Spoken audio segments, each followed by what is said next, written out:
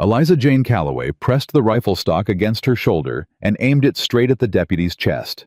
Her hands didn't shake. Not anymore. Behind her, 3 children huddled in the doorway, Tommy gripping a kitchen knife, Lou holding baby Nell so tight, the toddler whimpered. The foreclosure paper in the deputy's hand fluttered in the hot July wind. "Ma'am, I'm giving you 72 hours to vacate this property." Eliza pulled the hammer back. "You tell Judge Pruitt he can come take it himself." Stay with this story until the very end, and subscribe to follow Eliza's journey. Comment your city below so I can see how far her story travels. The deputy's horse shifted under him, sensing trouble the way animals always do before men figure it out. "Ma'am, I'd advise you to put that weapon down. And I'd advise you to get off my land." Eliza's voice came out flat and hard, like something forged in a fire she hadn't asked for. "This is my property. My name's on the deed." "Not according to Judge Pruitt." Deputy Virgil Holt held up the folded paper like it was a Bible, and he was preaching gospel. "Your husband owed back payments to the Copper Springs Bank. 6 months past due. The bank's calling in the debt. My husband's dead."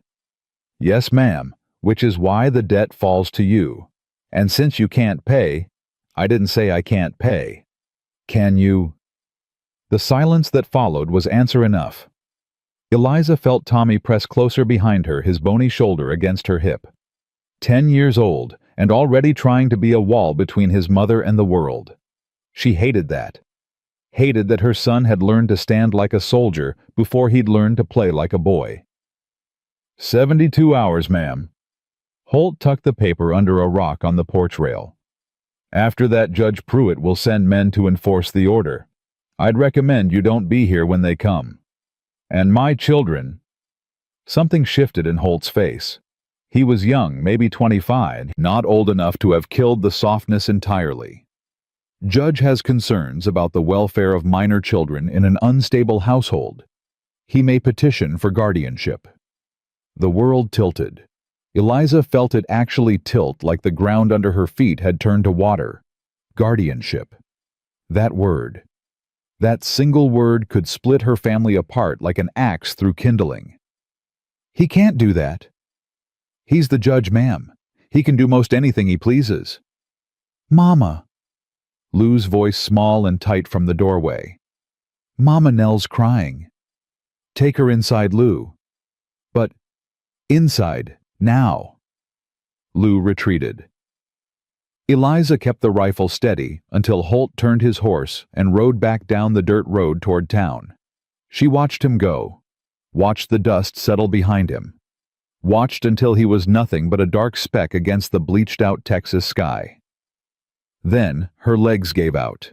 She sat down hard on the porch step, the rifle across her knees, and pressed her palms flat against the splintered wood to stop them from shaking.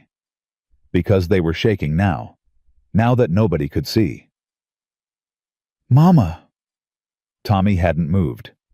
He was still standing there with that kitchen knife in his fist, like he'd been ready to fight a grown man with a badge and a gun. "Are they going to take our house?" "No." "Are they going to take us, me and Lou and Nell?" Eliza looked at her son, at his thin face and his fierce eyes, and the bruise on his jaw that had faded to yellow, the last mark Franklin Calloway had ever left on his family before the river took him. "Nobody's taking you anywhere," she said. "Not while I'm breathing." Tommy nodded. He believed her. That was the worst part. He believed her completely, and she had no idea how to make it true. The heat was killing the garden. 3 days since the deputy's visit, and Eliza was on her knees in the dirt, trying to coax water from a well that was running lower every week. The bucket came up half full.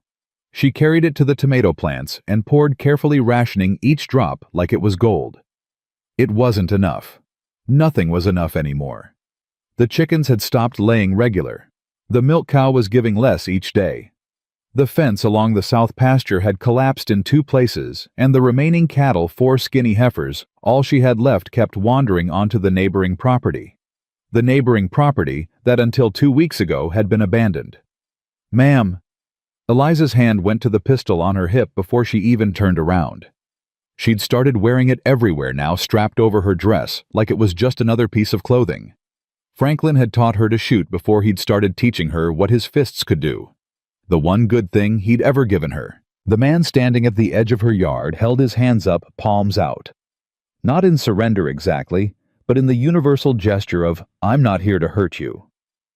"Didn't mean to startle you," he said. Eliza studied him. Tall, broad shoulders, the kind built by labor, not vanity. Dark hair, sun-weathered face, a scar running from his left wrist, up past his rolled sleeve. Eyes that were some shade between blue and gray, like river stones. He wore work clothes, not town clothes. A cowboy's hat, not a gentleman's. "Who are you?" "Caleb Mercer. I'm working the Dawson spread next door." He lowered his hands slowly. "Your cattle got through the fence again. I brought 'em back." She looked past him and saw her 4 heifers standing in the road, looking stupid and content. Tommy was already moving toward them, clicking his tongue, the way Franklin used to. "I'll fix the fence," Eliza said. "Soon as I get the time." "I could do it." "I don't need your help." "Didn't say you did." He shifted his weight, and she noticed he favored his left leg just slightly. An old wound carried long. "Just figured it's easier to fix a fence with 2 people than 1. "And what do you want for it?" The question came out harder than she intended, but she didn't soften it. She'd learned the cost of accepting help from men who presented it like charity. Franklin had been charming once, generous even. He'd fixed things around her father's property, brought flowers, said kind words. And then the door closed, and the flowers stopped, and the fists started. Caleb looked at her for a long moment. Something in his expression shifted. Not offense, not pity. Something that looked uncomfortably like recognition. "Nothing," he said. "I just don't like watching fence posts rot when I got tools and time." "Everybody wants something, Mr. Mercer." "Maybe." He tipped his hat. Not a performance, just a habit. "But I ain't everybody. Your cattle's back. You have a good day, ma'am." He turned and walked away. Didn't push. Didn't linger. Didn't try to prove himself. Just walked. Eliza watched him go and felt something she couldn't name. Not trust. Not even close to trust. But the absence of the usual alarm. The dogs that lived in her chest, the ones that barked every time a man came near, they were quiet. Not gone. Just quiet. "Mama." Tommy had corralled the heifers into the yard. "Who was that new neighbor?" "He seems all right." "Don't," Eliza said sharply. "Don't decide that about anybody. Not yet. Not ever based on seeming." Tommy's face closed up. That old guarded look he wore like armor. "Yes, ma'am." She hated herself for putting it there. But better a cautious son than a trusting corpse. The fence broke again 2 days later. This time, one of the heifers got tangled in the wire and cut her leg bad enough to need tending. Eliza was trying to hold the animal still and clean the wound at the same time, which was like trying to hold water in a fist. "Need a hand." Caleb was at the fence line, arms resting on a post, looking like he'd been there a while. "I said I don't need help. And that heifer's about to kick your teeth in." His voice was calm, almost amused. "I can hold her while you work. Then I'll fix the fence so we don't do this dance again tomorrow." Eliza's jaw tightened. The heifer thrashed, nearly catching her in the ribs. Baby Nell was crying in the house. Lou was trying to quiet her. Tommy was somewhere in the barn, pretending he wasn't listening. "Fine," Eliza said through her teeth. "Hold her." Caleb climbed the fence and took the heifer's head with hands that knew exactly what they were doing. Firm, but not rough. The animal settled almost immediately, her wild eyes calming under his grip. "You're good with animals," Eliza said, not meaning it as a compliment. Just a fact. "Animals make sense." He kept his eyes on the heifer, giving Eliza space to work. "They don't lie about what they're feeling. Don't pretend to be something they're not." Unlike people. Unlike most people I've met. She cleaned the wound and wrapped it. The whole time, Caleb held the animal still without straining, talking low nonsense to her in a voice that was almost a hum. When Eliza finished, he released the heifer gently and stepped back. "Thank you," Eliza said. The words tasted strange. "You're welcome." He moved to the broken fence and started pulling tools from his belt. "This whole south line needs replacing. Posts are rotted through." "I know that. I've got spare posts at the Dawson place. Cedar. They'll last 20 years. "I can't pay for cedar posts." "Didn't ask you to." Eliza straightened up, wiping her bloody hands on her apron. "Mr. Mercer, I'm going to say this once. I don't take charity. I don't owe favors. And I don't trust men who give things for free because, in my experience, nothing from a man comes free." Caleb stopped working. He looked at her, really looked, and his expression was so still it was almost frightening. Not angry, not hurt, just absolutely, completely still. "Your husband," he said quietly. "He was a bad man." It wasn't a question. "How do you know that?" "Because I've seen that look before. On soldiers' wives. On women who've learned that a closed fist can come from the same hand that once held flowers." He picked up a fence post and set it in the hole he'd dug. "I'm not your husband, ma'am. I'm not any man you've known before. I'm just a neighbor with spare fence posts and nothing better to do on a Tuesday." "That's a nice speech." "It's not a speech. It's the truth." He started tamping dirt around the post. "You don't have to believe me. Just let me fix the fence. Your cattle keep getting out, and I keep having to bring them back, and frankly my own chores are suffering." Despite everything, Eliza almost smiled. Almost. "Fine. Fix the fence." "Thank you."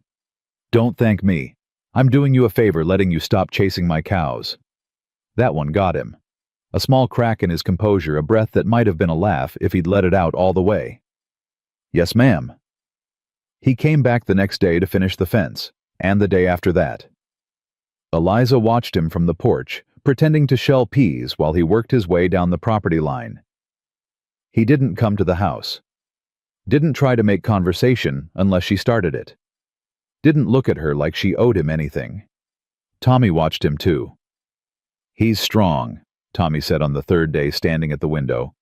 "Lots of men are strong." "He doesn't yell." Eliza's hands stilled on the peas. "What?" "Pa used to yell when he worked. Cursed and yelled and threw things when they didn't go right." Tommy's voice was flat, observational, like he was describing weather. "That man out there just dropped a post on his foot and didn't make a sound." "Tommy." "I'm just saying, Mama, he's different." "Different doesn't mean safe." "I know." Tommy turned from the window. His eyes were too old for 10. "But it doesn't mean dangerous either. Right?" Eliza didn't answer. She didn't have one that was honest and comforting at the same time. On the fourth day, Caleb finished the fence and found Eliza waiting with a glass of water. Not lemonade, not coffee, just water. The bare minimum of hospitality. "Fence is done," he said, taking the glass. "I see that." He drank and handed the glass back. Their fingers didn't touch. He'd been careful about that, she noticed. Careful about distance, about space, about not standing too close, or too tall, or too suddenly. "I've got a question," Eliza said. "All right." "The Dawson place has been empty for 2 years. Nobody wanted to work it. Too remote, too run down. Why'd you take the job?" Caleb looked out at the land, at the dry hills and the struggling grass and the sun beating down like it had a personal grudge. "I needed somewhere quiet." Quiet. "I was in the war." He said it simply the way you say something you've said 100 times. "Union side. 4 years. Came back and nothing fit right anymore. Towns were too loud. People were too close. I needed space to figure out who I was when nobody was shooting at me." "Did you figure it out?" "Still working on it." He set the glass on the porch rail. "Some days I know, some days I don't. But it's better than it was." How long since the war? 9 years. 9 years and you're still figuring? Some things take time, ma'am. His eyes met hers. I expect you know something about that. The silence between them was different this time. Not hostile, not guarded, just honest. Two people who'd been broken by different hammers recognizing the cracks in each other. Eliza, she said. Ma'am? My name's Eliza. You fixed my fence. You can stop calling me ma'am. All right, Eliza. He said her name carefully like he was testing whether she'd take it back. I'll see you around. The south pasture gate's hanging crooked, she said before she could stop herself. If you've got nothing better to do tomorrow. He looked at her, almost smiled. I reckon I could take a look. I'll pay you. In water. It's all I've got. Then water's enough. He tipped his hat and walked away. Eliza watched him cross the fence line, her fence the one he'd rebuilt, and head toward the Dawson cabin. She stood there longer than she should have, the empty glass in her hand, the July heat pressing down like a weight. Mama! Lou appeared in the doorway, baby Nell on her hip. Who's that man? Mr. Mercer. He's our neighbor. Is he nice? I don't know yet. Nell likes him. Lou adjusted her sister. She didn't cry when he was here. She always cries when men come around. Remember how she screamed when Deputy Holt came? Eliza remembered. Nell screamed whenever she heard a man's voice raised above conversational. A 2-year-old who'd learned fear before she'd learned to say her own name. Just because Nell didn't cry doesn't mean anything. It means something, Mama. Lou's voice was matter-of-fact, 7 going on 70. Babies know things. Eliza looked at her middle child, this girl, who asked questions nobody wanted to answer, and made observations nobody wanted to hear. Go feed the chickens, Lou. Yes, ma'am, but I'm right. That night, after the children were asleep, Tommy on his pallet by the door, where he'd stationed himself since Franklin died. Lou and Nell in the bed they shared, Eliza sat at the kitchen table with the foreclosure notice spread in front of her. 72 hours was already down to 48. She had $11 saved. The bank wanted $60 for the back payments plus penalties. $60 might as well have been $6,000. She could sell the heifers, but skinny cattle in a drought wouldn't fetch more than $20. She could sell the furniture, the plow, the good saddle Franklin had bought with money he should have spent on food. Maybe that would cover half. And if she couldn't pay Judge, Pruitt would take the land, take the house, and then he'd come for the children. Because a woman with no home, no money, and no husband was in the eyes of the law no kind of mother at all. Eliza pressed her fists against the table until her knuckles went white. She would not cry. She had cried enough for one lifetime. She had cried when Franklin hit her the first time, and the second and the 10th. She had cried when she'd tried to leave, and the sheriff brought her back because a wife belonged to her husband. She had cried when Franklin died, and she wasn't sure if the tears were grief or relief, and the shame of not knowing had nearly swallowed her whole.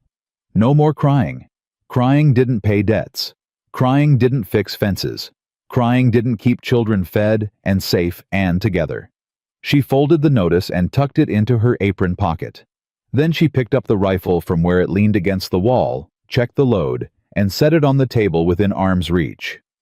She'd sleep here tonight, by the door, the way Tommy did. She was his mother. It was her job to be the wall. You look like you didn't sleep. Caleb was at the south pasture gate the next morning, just like she'd suggested, toolbox in hand. He said it without judgment, just observation. I slept fine.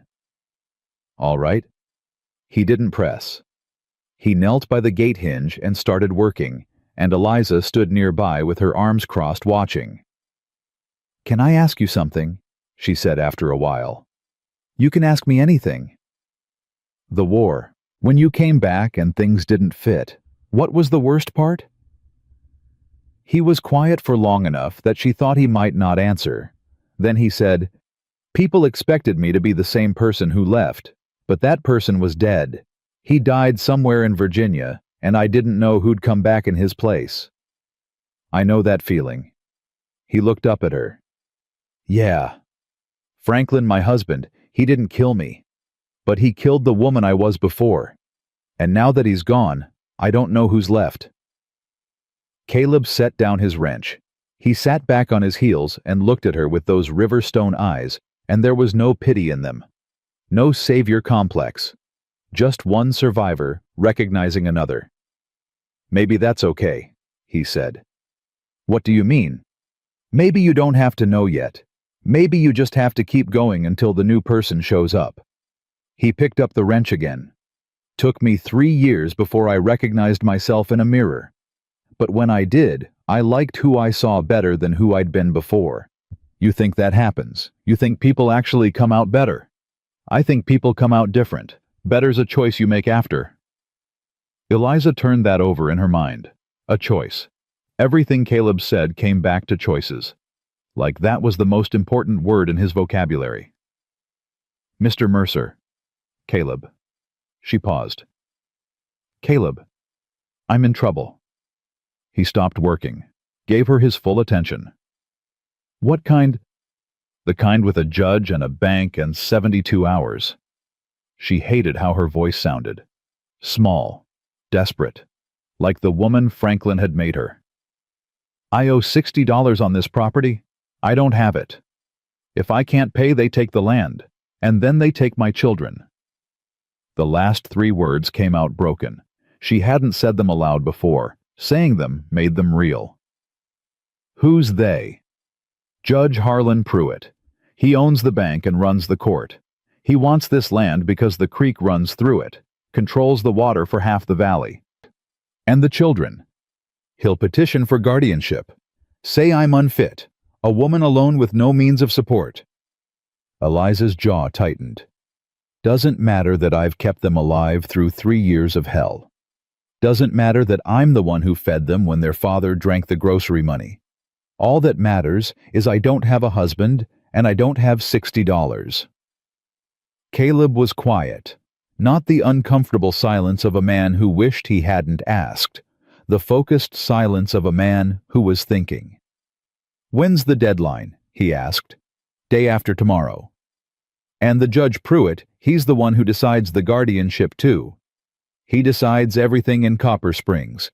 He's the judge, the banker, and the biggest landowner in the county. He's got Deputy Holt in his pocket and half the town besides.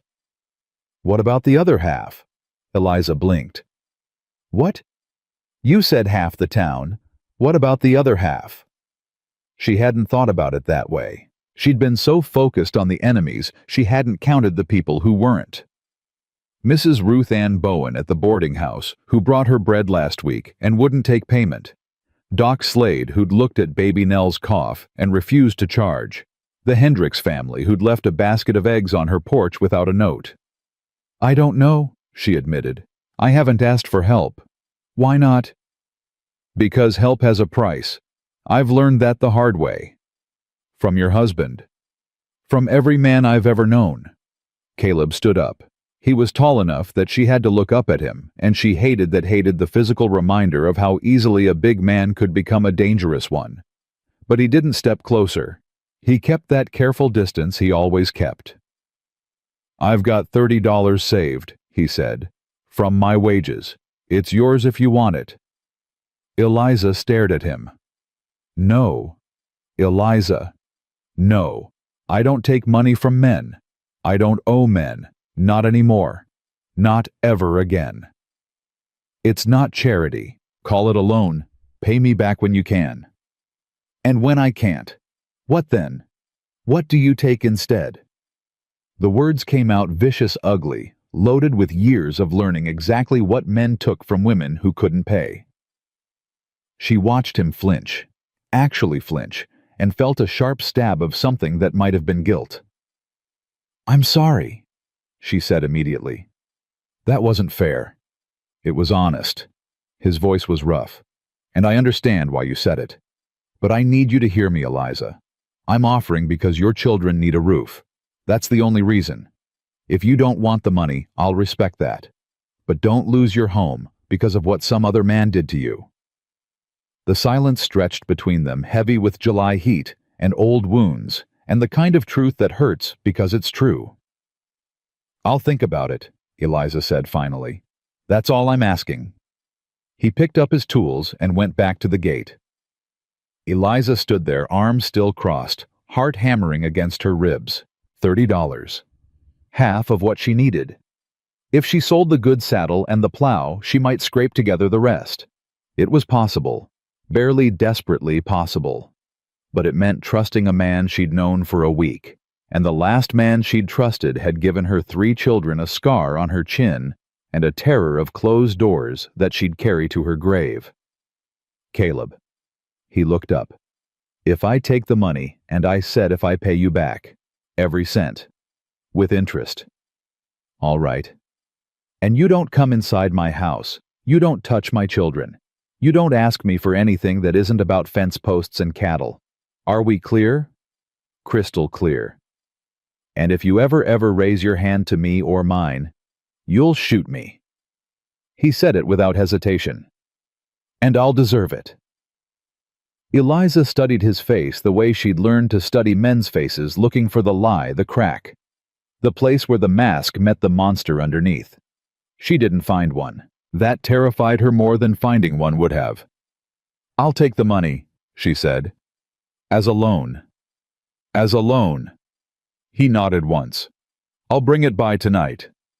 He went back to fixing the gate, and Eliza went back to the house, and neither of them said another word. But something had shifted between them, subtle as a fence post, settling into new earth. Not trust. Not yet. Something smaller than that. A door. Cracked open just wide enough to let in light. That night, after the children were down, Eliza counted her money on the kitchen table. Caleb's $30, the 11 she'd saved. $8 from selling the saddle to the blacksmith that afternoon. The plow she'd trade to the Hendricks family tomorrow, they'd offered 12. $61. One more than she needed. Eliza pressed her forehead against the table and breathed. Just breathed. In and out, and in again, like a woman surfacing after being held underwater for a very long time. She wasn't safe. She knew that. Pruitt wouldn't stop at the foreclosure. A man like that didn't want just her land, he wanted her defeat. Her submission. Her proof that a woman alone couldn't stand. But she could pay the debt. She could buy time. And time was all she needed to figure out the rest. She folded the money into an envelope, tucked it into her dress, and picked up the rifle. Tomorrow, she'd walk into Pruitt's bank, pay what she owed, and look him in the eye while she did it. Let him see that she wasn't broken. Let him see that she wasn't leaving. Let him see that Eliza Jane Calloway was still standing. And God help anyone who tried to knock her down again. Eliza walked into the Copper Springs Bank at 9 o'clock on a Thursday morning with $61 in her dress pocket and murder in her eyes. The bank was quiet. 2 clerks behind the counter, an old man dozing in the corner chair, and at the back desk, Judge Harlan Pruitt himself reading papers through wire-rimmed spectacles like he was just a regular businessman and not the man trying to steal her children. "I'm here to pay," Eliza said loud enough that both clerks looked up. Pruitt removed his spectacles slowly. "Mrs. Calloway, what a pleasant surprise." "Ain't nothing pleasant about it." She pulled the envelope from her pocket and set it on the counter. $60, back payments on the Calloway property, plus $1 toward next month. Count it. The clerk reached for the envelope. Pruitt raised a hand, stopping him. "I'll handle this personally." He stood and came to the counter, taking the envelope with the careful fingers of a man who touched other people's money all day. He counted the bills, twice. His expression didn't change, but something behind his eyes went cold and hard. "This appears to be in order," he said. "Then write me a receipt." "Of course." He nodded to the clerk. "Draw up a receipt for Mrs. Calloway." Eliza watched the clerk write. She didn't blink, didn't breathe easy. Not until the receipt was in her hand, signed and stamped and legal. "Thank you," she said, folding it into her pocket beside the empty envelope. "Now tear up that foreclosure notice." "I'm afraid it's not quite that simple." Eliza's stomach dropped. I paid what I owe. You paid what you owed through last month. Pruitt leaned against the counter and his voice took on that patient fatherly tone she'd come to despise. But there's the matter of accumulated penalties, late fees, interest, administrative costs for processing the foreclosure filing. How much? Another $40. 40. Eliza's voice cracked. She clamped her jaw shut, grinding her teeth until the rage settled into something she could control. There's nothing in the original loan about penalty fees. Page 4, paragraph 6. Your husband signed the amended terms last January. My husband was a drunk who couldn't read his own name. Be that as it may, his signature is legally binding. Pruitt's smile was thin and sharp. You have 30 days to pay the additional amount. After that, the foreclosure stands. You're making this up. I beg your pardon? You're inventing fees because I called your bluff. Eliza stepped closer to the counter. You didn't expect me to come up with $60. Now you're scrambling to find another way to take my land. The temperature in the room changed. Pruitt's polite mask slipped just for a second, and underneath was something reptilian and absolutely certain of its own power. Careful, Mrs. Calloway. His voice dropped low. Accusations like that could have consequences. Is that a threat? It's advice. From a concerned member of the community. He straightened, smoothing his vest. A woman in your position alone, financially vulnerable with 3 young children to care for, would do well to cultivate allies, not enemies. I don't need allies. I need you to stop stealing from me. Nobody's stealing anything. The law is the law. He folded his hands. And speaking of the law, my petition regarding the welfare of your children will be heard next month. I'd recommend you secure legal representation. With what money? That Mrs. Calloway is not my problem. Eliza stood there, her paid receipt in one pocket and $40 of invented debt in the other, and felt the walls closing in. He was going to win, not because he was right, but because he had the money and the badge and the gavel, and she had nothing but stubbornness and a paid-up receipt that apparently wasn't enough. I'll pay your $40, she said, and then I'll be done with you. I certainly hope so. Pruitt returned to his desk. 30 days, Mrs. Calloway. Clock's ticking. She walked out of the bank and made it halfway down the street before her legs started shaking. She sat on a water trough and pressed her fists against her thighs and breathed through the fury until she could think straight. $40. Where in God's name was she going to find $40? Mrs. Calloway. She looked up. Ruth Ann Bowen was standing over her, a market basket on one arm, and concern etched deep into her weathered face. Ruth Ann was 60, if she was a day built like a fence post, and twice as stubborn, with a tongue sharp enough to cut leather. I'm fine, Eliza said. You look about as fine as a cat in a rainstorm. Ruth Ann sat down beside her uninvited and unapologetic. What did that snake do now? $40 in penalty fees, on top of the $60 I just paid. Penalty fees. Ruth Ann's lip curled. That man wouldn't know an honest fee if it bit him in the rear. He pulled the same trick on the Hendricks family 2 years ago, and the Walkers before that. What happened to them? Hendricks scraped by. Walkers lost their place. They're sharecropping now up in Blanco County. Ruth Ann's voice hardened. Pruitt bought their land for pennies and now controls the North Fork of the creek.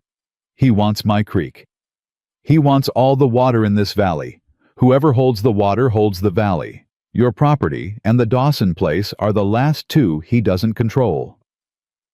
Ruth Ann looked at her sideways. Speaking of the Dawson place, I hear you've got a new neighbor. Mr. Mercer, he fixed my fence. He fixed your fence. Ruth Ann repeated it flat, like she was translating from another language. That's all? That's all.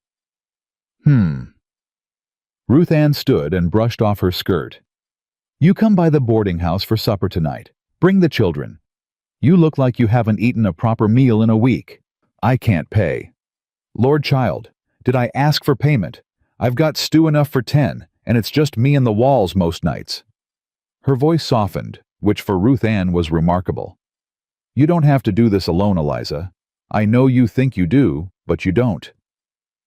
Eliza looked at this woman, this fierce old woman who owed her nothing, and offered anyway. "Why do you care?" "Because I was you once. 40 years ago, different town, same story. And somebody helped me when I didn't deserve it, and didn't want it." Ruth Ann's eyes were bright. "I'm still paying that debt. So you'll come to supper and let me feed your children, and that's the end of it." "Yes, ma'am." "Good. 6 o'clock. Don't be late. I hate reheating stew." She marched off down the street, and Eliza watched her go and felt something crack in her chest. Not pain. Something closer to relief. The terrifying, uncontrollable relief of being seen by someone who understood. The walk home took 40 minutes. Eliza used every one of them to think. $40 in 30 days. She could sell the remaining cattle, but then she'd have no livestock at all. No milk for Nell. No breeding stock for the future. It would save the land, but kill the farm. She could look for work, but who would hire a woman with 3 children and no one to watch them? She could take in washing like Joe's mother in the story Caleb had told No. Caleb hadn't told her stories. She was mixing things up. The heat was getting to her. Tommy was waiting on the porch when she got back. He read her face the way he always did, quick and careful checking for damage. "Did you pay?" "I paid." "Then why do you look like that?" "Like what?" "Like somebody hit you." Eliza flinched. Tommy saw it and his face changed, went from worried to furious in the space of a breath. "Who?" he demanded. "Who hurt you?" "Nobody hit me, Tommy. It's just money trouble." "How much?" "That's not your concern." "It is my concern. I'm the man of this house." "You're 10 years old. And you're one person trying to do the work of 3. He was shaking now, his fists clenched at his sides, and Eliza saw Franklin in him for the first time, not the violence, but the stubbornness, the refusal to bend. "Let me help, Mama. I can work. The Hendricks need hands for haying season. I can—" "You're 10. Boys younger than me work." "Not my boy." Eliza knelt in front of him, took his fists in her hands, uncurled them finger by finger. "Your job is to be a child, Tommy. That's all. That's enough." "It's not enough." His voice broke. "Pa's gone, and there's no money, and that judge is coming for us, and I can't just sit here and watch you carry it all by yourself." Eliza pulled her son against her chest and held him. He fought it for a second, 10 years old, and already too proud for comfort, then collapsed against her, his thin shoulders heaving. "We're going to be okay," she said into his hair. "You don't know that." "I know I won't let anything happen to you. Any of you." "That's not the same thing." He was right. It wasn't. But it was all she had. They went to Ruth Ann's for supper. All 4 of them walking into town in the golden evening light, Eliza carrying Nell on one hip, while Tommy and Lou walked ahead, kicking rocks and arguing about whether lizards could swim. Ruth Ann's boarding house smelled like heaven. Stew and cornbread and something sweet baking. Lou's eyes went wide, and even Tommy's hard expression softened. Sit down. Ruth Ann herded them to the big table in the kitchen. "Tommy, you're tall enough to reach the bowls. Set the table for me." Tommy looked at Eliza. She nodded. He moved to the cupboard with the careful efficiency of a boy who'd been helping in the kitchen since he could walk. "He's a good one," Ruth Ann said quietly to Eliza, while the children were occupied. "Takes after his mama." "He's too serious for 10. "Oh. He's as serious as he needs to be. Don't take that from him." Ruth Ann ladled stew into bowls. "Now, tell me about these penalty fees." Eliza told her. All of it. The amended terms Franklin had supposedly signed, the $40 demand, the 30-day deadline, the guardianship petition hanging over everything like an executioner's blade. Ruth Ann listened without interrupting, her face getting harder with every sentence. "Son of a bitch," Ruth Ann said when she was done. "Ruth Ann, the children. They've heard worse from their father. God rest his miserable soul. Ruth Ann wiped her hands on her apron. Listen to me. Pruitt tried this same game with Clara Hernandez last year. Invented fees threatened her children, pressured her to sell. Clara didn't have anyone in her corner, and she gave in. Lost everything. What happened to her? She's working in a laundry in San Antonio. Her children are with Pruitt's sister. Ruth Ann's voice was iron. He farms them out to families who owe him favors, calls it charity. It's trafficking, plain and simple. Eliza's blood went cold. He won't get my children. No, he won't, because you're not going to face him alone. Ruth Ann leaned forward. Doc Slade owes me 3 months' rent. He'll testify to the condition of your children, healthy, well-fed, well-cared for. That matters in a guardianship hearing. Pruitt's the judge. He'll overrule. Pruitt's the county judge. But a guardianship petition this serious could be escalated to the district court in Austin. All we need is grounds to appeal. I don't know the law. I do. Enough of it anyway. Ruth Ann's smile was sharp as a blade. My late husband was a lawyer.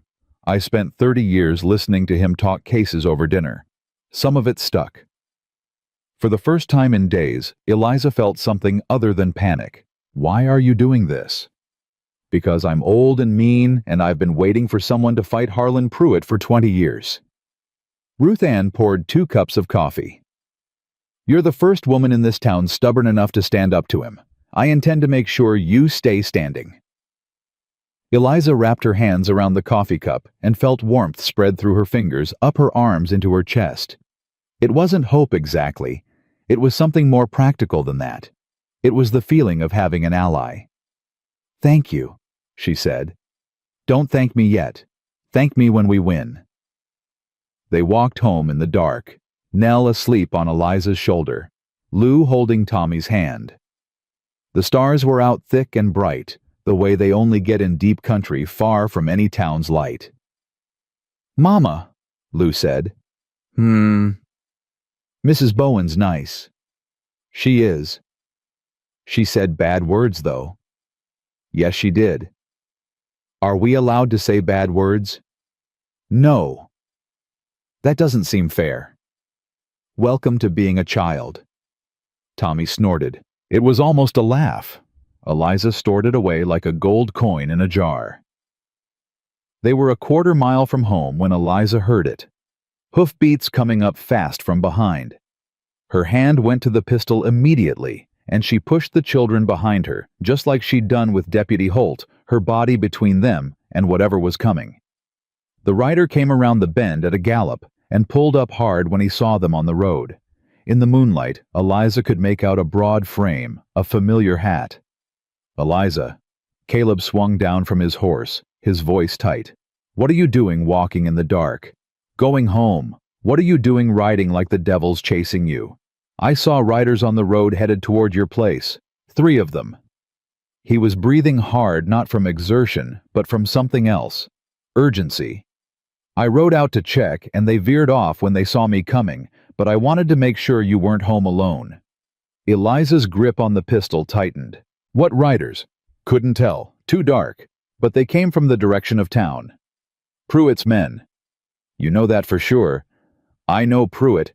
He doesn't wait 30 days when he can scare you into giving up in 3. Caleb looked at the children. Tommy was standing straight, that knife probably in his boot again. Lou had both arms around Nell, who was still mercifully asleep. His jaw worked. I'll walk you home, he said. I don't need an escort. I know you don't. He fell into step beside her, leading his horse by the reins.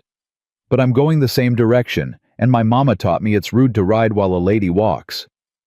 Eliza wanted to argue, but she was tired and scared, and carrying a sleeping 2-year-old, and she couldn't fight everyone all the time. Fine. They walked in silence for a while. Tommy kept glancing at Caleb, studying him the way he studied everything with too much attention and not enough trust. You were in the war, Tommy said suddenly. Tommy, Eliza warned. It's all right. Caleb looked at the boy. Yes, I was. Did you kill people? Tommy. Yes, Caleb said. No hesitation, no softening. I did. Tommy was quiet for a moment. Was it hard? The killing was easy. Living with it after was the hard part. My pa used to hit my mama. Tommy said it flat, matter of fact, like reporting the weather. Is living with that hard too? The silence that followed was enormous. Eliza couldn't breathe, couldn't speak. Her son had just torn open the thing she'd kept sealed shut for years and laid it bare in front of a stranger on a moonlit road. Tommy, that's enough, she managed. I'm not asking for me, Tommy said. I'm asking for you, Mama. Caleb stopped walking. He looked down at this 10-year-old boy who was carrying a man's weight on a child's shoulders, and something in his face shifted. Not pity. Respect. Yeah, Caleb said quietly. Living with that's hard too. For everybody involved. Is it ever okay hitting someone you're supposed to love? No, not ever. My pa said it was, said the Bible gave him the right. Your pa was wrong. I know. Tommy's voice was thin. I just needed somebody besides Mama to say it. Eliza reached for her son's hand. He took it. His fingers were trembling, but his grip was iron.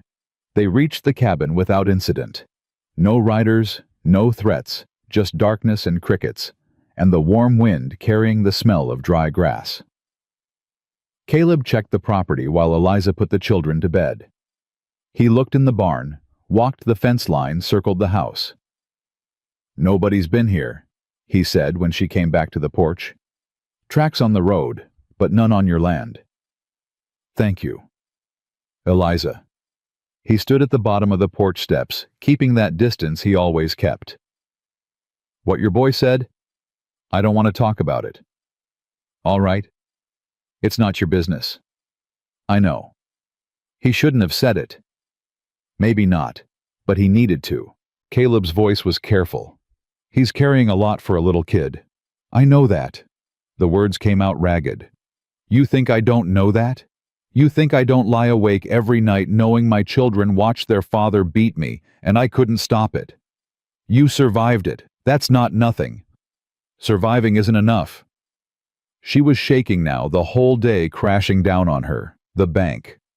Pruitt, the penalty fees, the riders in the dark. Her son's voice saying, my pa used to hit my mama like it was just a fact of life. My children deserve more than a mother who survived. They deserve a mother who's whole. You are whole. You don't know me. I know enough. He put his foot on the bottom step, then stopped. Asked permission with his eyes.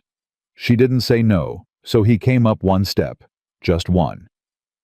I know you walked into that bank today and paid your debt.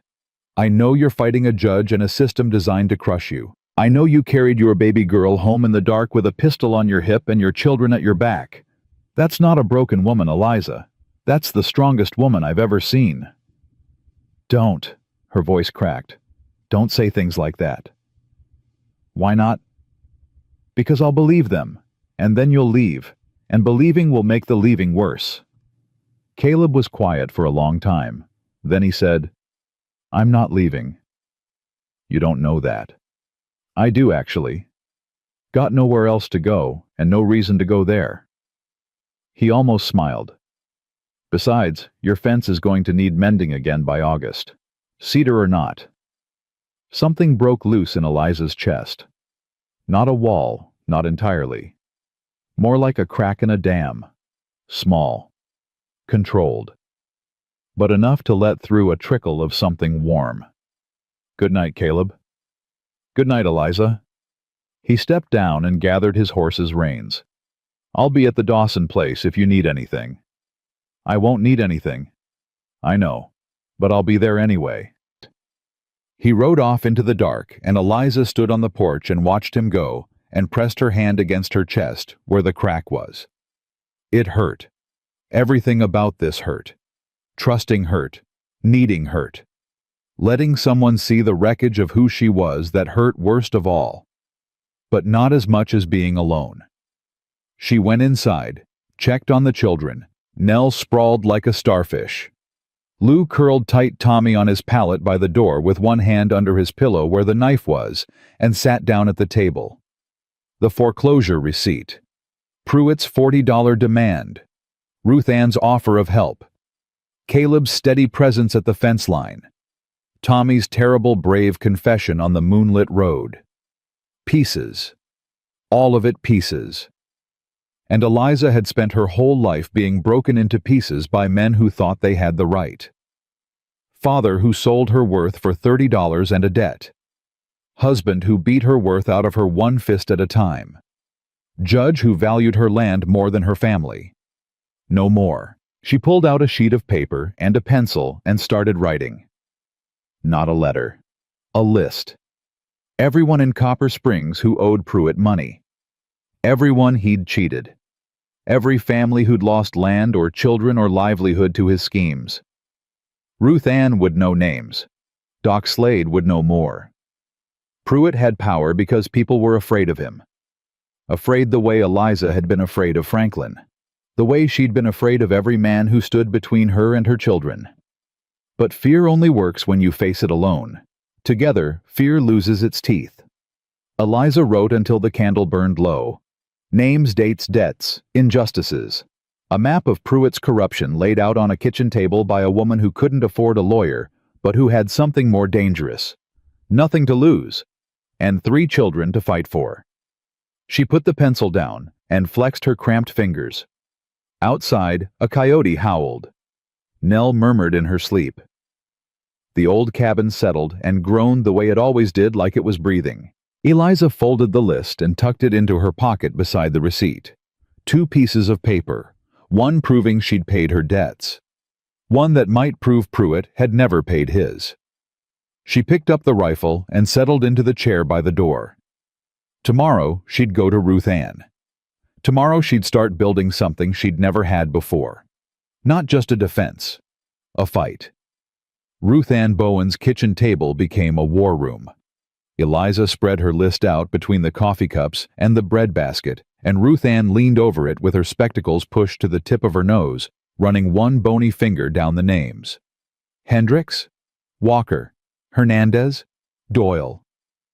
Ruth Ann tapped the paper. You got 8 families here. Every one of them lost land or money to Pruitt in the last 5 years. Will they talk? Some will, some won't. Fear's a powerful thing. Ruth Ann straightened up. Martha Hendricks will talk. She's been waiting for somebody to ask. The Doyles, too.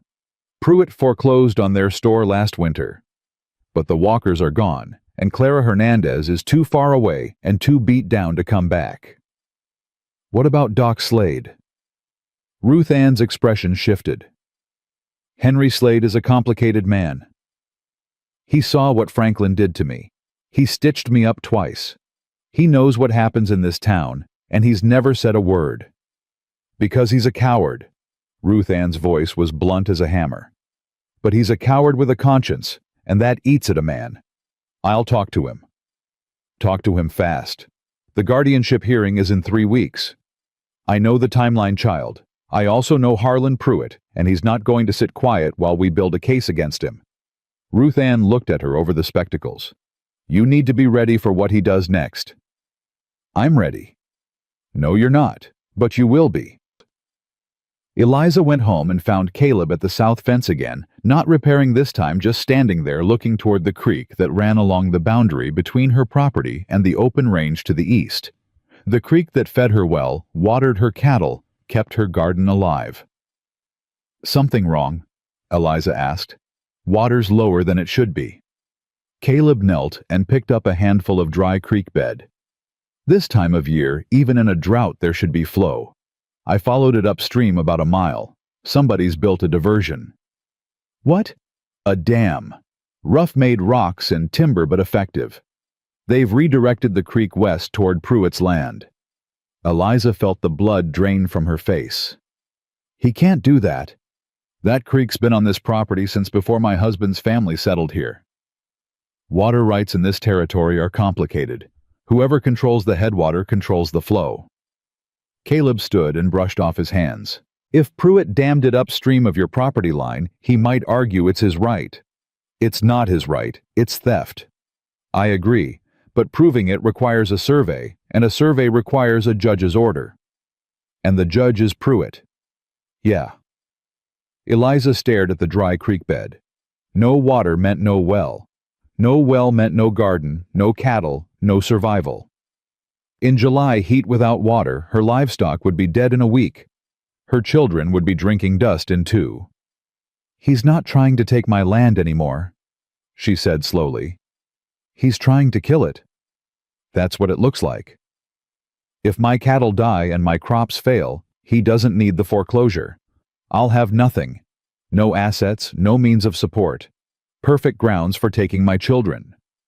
Caleb didn't argue with the logic. He just stood there steady as a post, waiting for her to tell him what she needed. Can you break the dam? She asked. I can try. But if it's on his land, that's destruction of property. He could have me arrested. And if you don't break it, my children go thirsty. Then I'll break it tonight. Caleb. Eliza. His voice was quiet but firm. Your 2-year-old needs water. That's not a legal argument. That's a fact. I'll deal with the consequences. She wanted to argue, wanted to tell him this wasn't his fight, wasn't his family, wasn't his problem. But the well was already running low, and Nell had been fussy all day, her lips dry, her diaper unchanged because there wasn't enough water to wash the spare. I'm coming with you, Eliza said. No. It's my water, my land, my fight.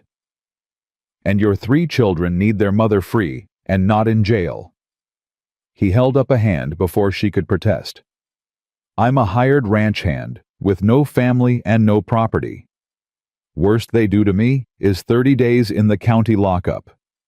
What happens to Tommy, Lou, and Nell if they lock you up? She hated him for being right, hated herself more for needing him to be. Go, she said, and be careful. Always am. He left at midnight.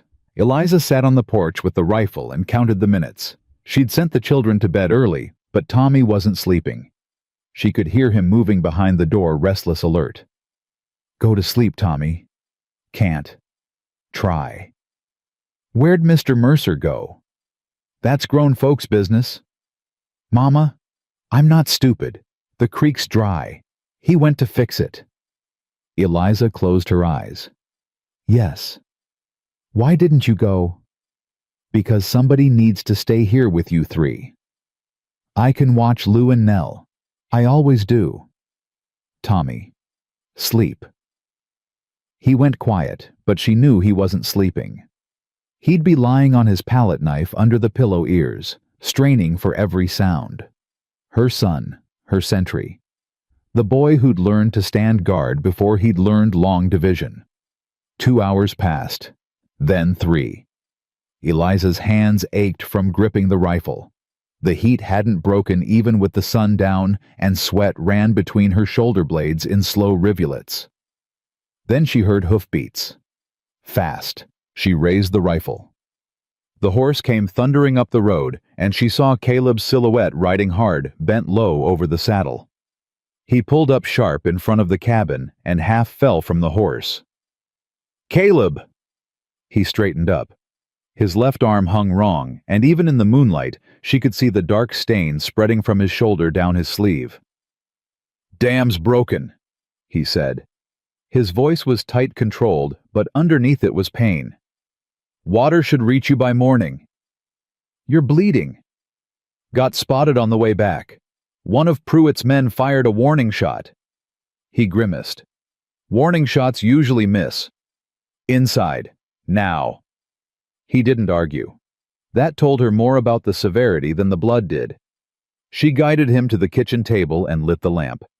The bullet had gone through the meat of his left shoulder, in and out, missing bone but tearing muscle. She'd seen worse on Franklin.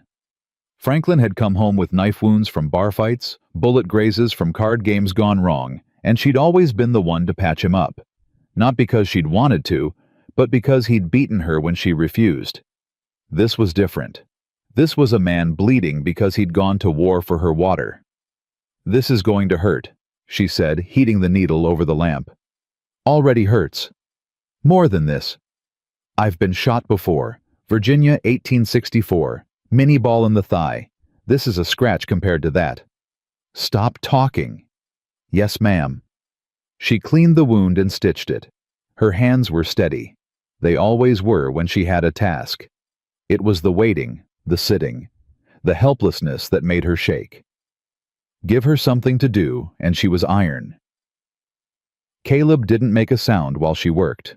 Not a grunt, not a hiss.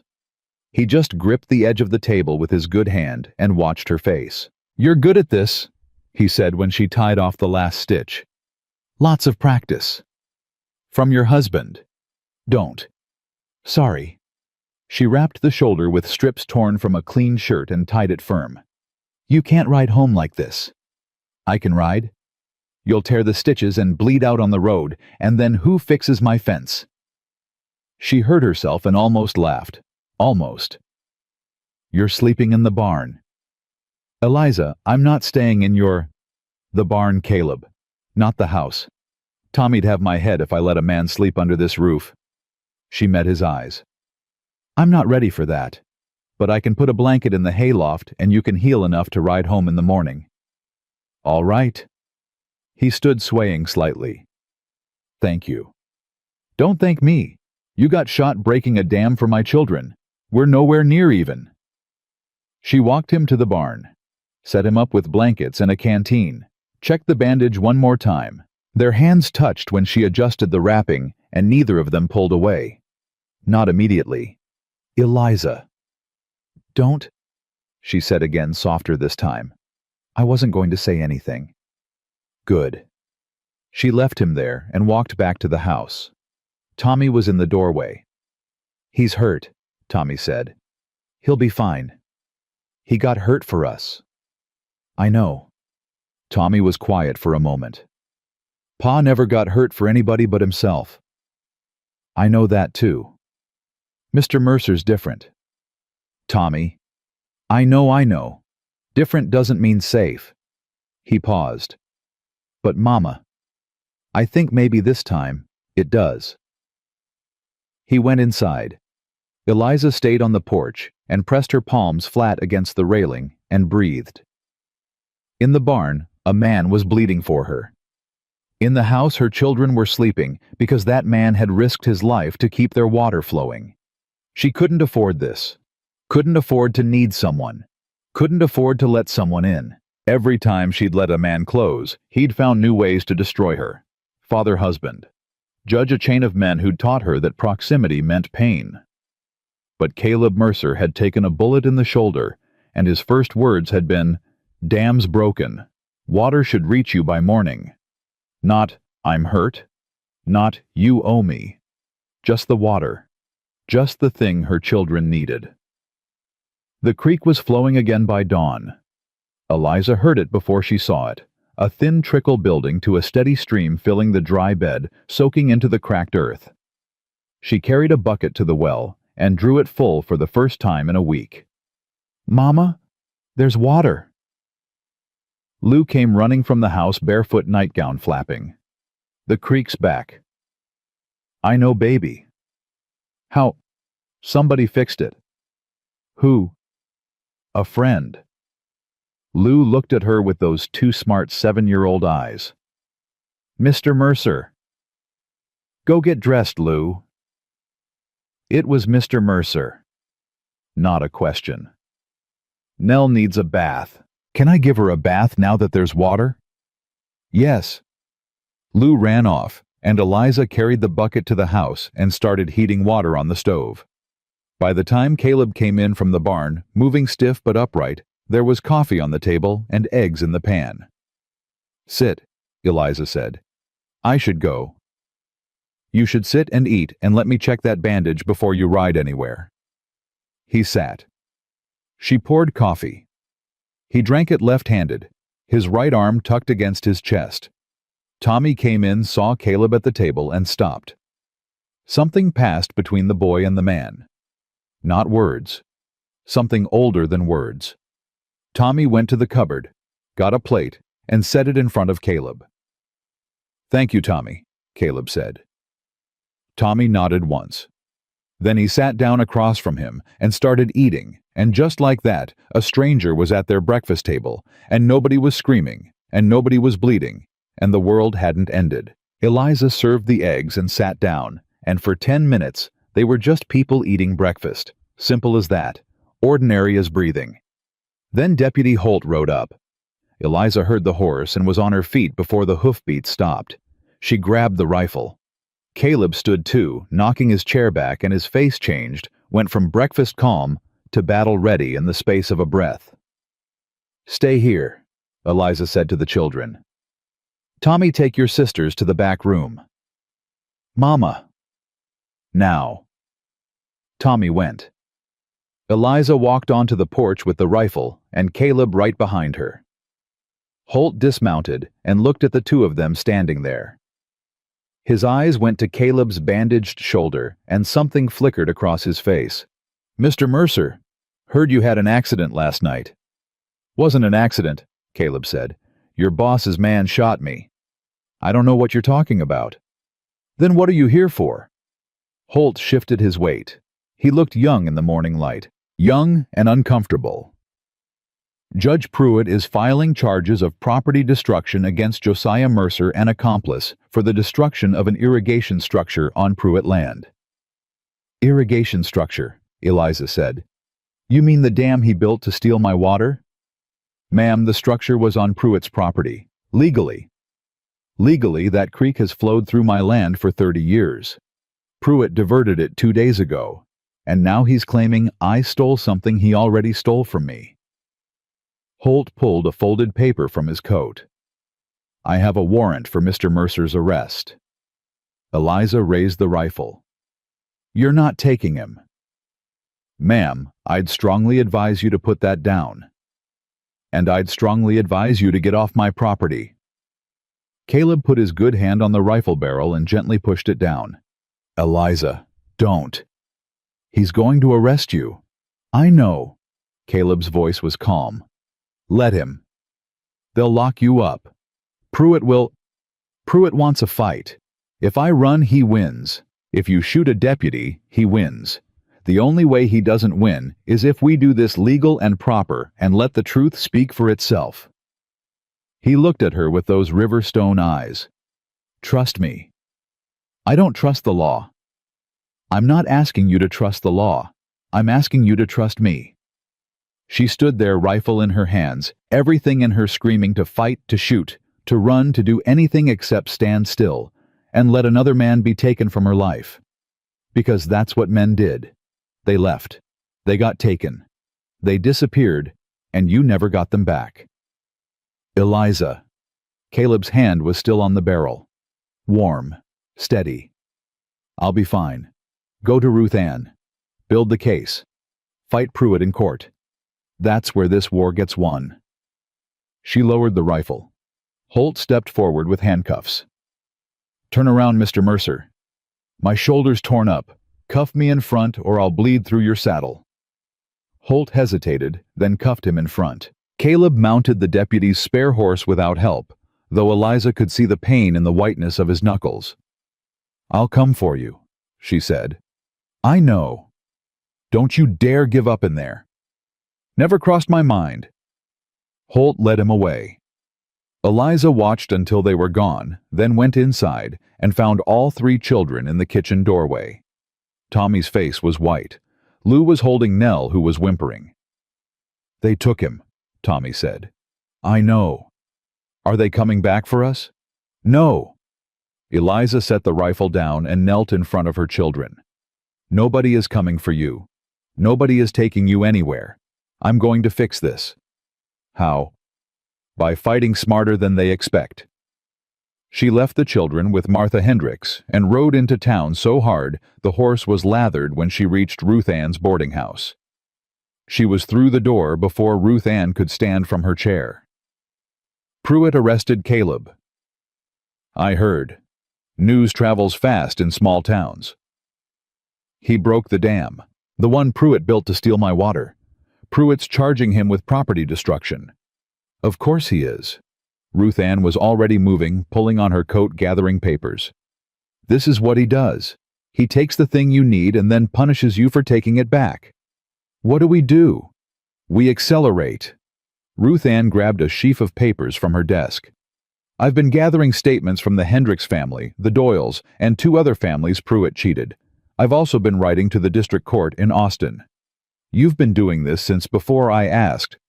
I've been doing this for 3 years, child. I just didn't have anyone brave enough to put their name on it. Ruth Ann looked at her with fierce, bright eyes. Are you brave enough? For my children. For the man sitting in a jail cell because he brought my water back, I'm brave enough for anything. Then we need Doc Slade. They found him in his office, half drunk already at 10 in the morning. He was a thin man, gray-faced, with the trembling hands of someone who'd made friends with a bottle to survive his conscience. No, he said before Ruth Ann even spoke. Whatever it is, no. Henry. I'm not getting involved. Pruitt will destroy me. Pruitt's already destroyed you. Ruth Ann's voice was a razor. You used to be a good doctor. You used to care about your patients. Now you drink yourself blind every night because you can't look yourself in the mirror. Ruth Ann, don't.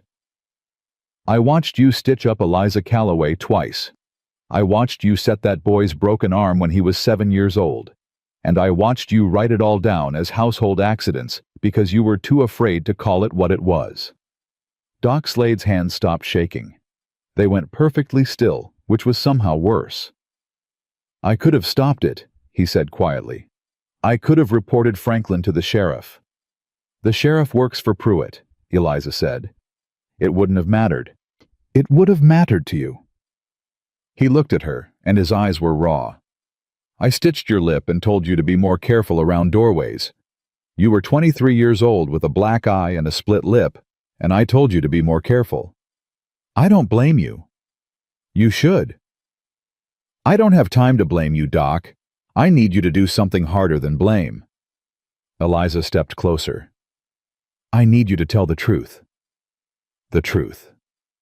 In court. About what you saw. About what Franklin did to me and what you documented. About the state of my children when you examined them, healthy, fed, cared for despite everything. That testimony could save my family. Doc Slade reached for the bottle on his desk. Ruth Ann moved it before he could. Henry, Ruth Ann said, you've been carrying this guilt for 5 years. Here's your chance to set it down. Pruitt will ruin me. You're already ruined. The only question is whether you go down having done one right thing or none. The silence in that office stretched long enough to fill a grave. Doc Slade sat there with his empty hands and his full conscience, and Eliza watched him fight the battle, that all cowards fight the battle between what's safe and what's right. What do you need me to say? He asked. The truth, Eliza said. That's all. Just the truth. He nodded slowly. I'll need to review my records. How long? Give me 3 days. You've got 2. Ruth Ann was already heading for the door. Come on, Eliza. We've got one more stop. The county jail was a stone building behind the courthouse. 1 room, 2 cells, a desk for the deputy.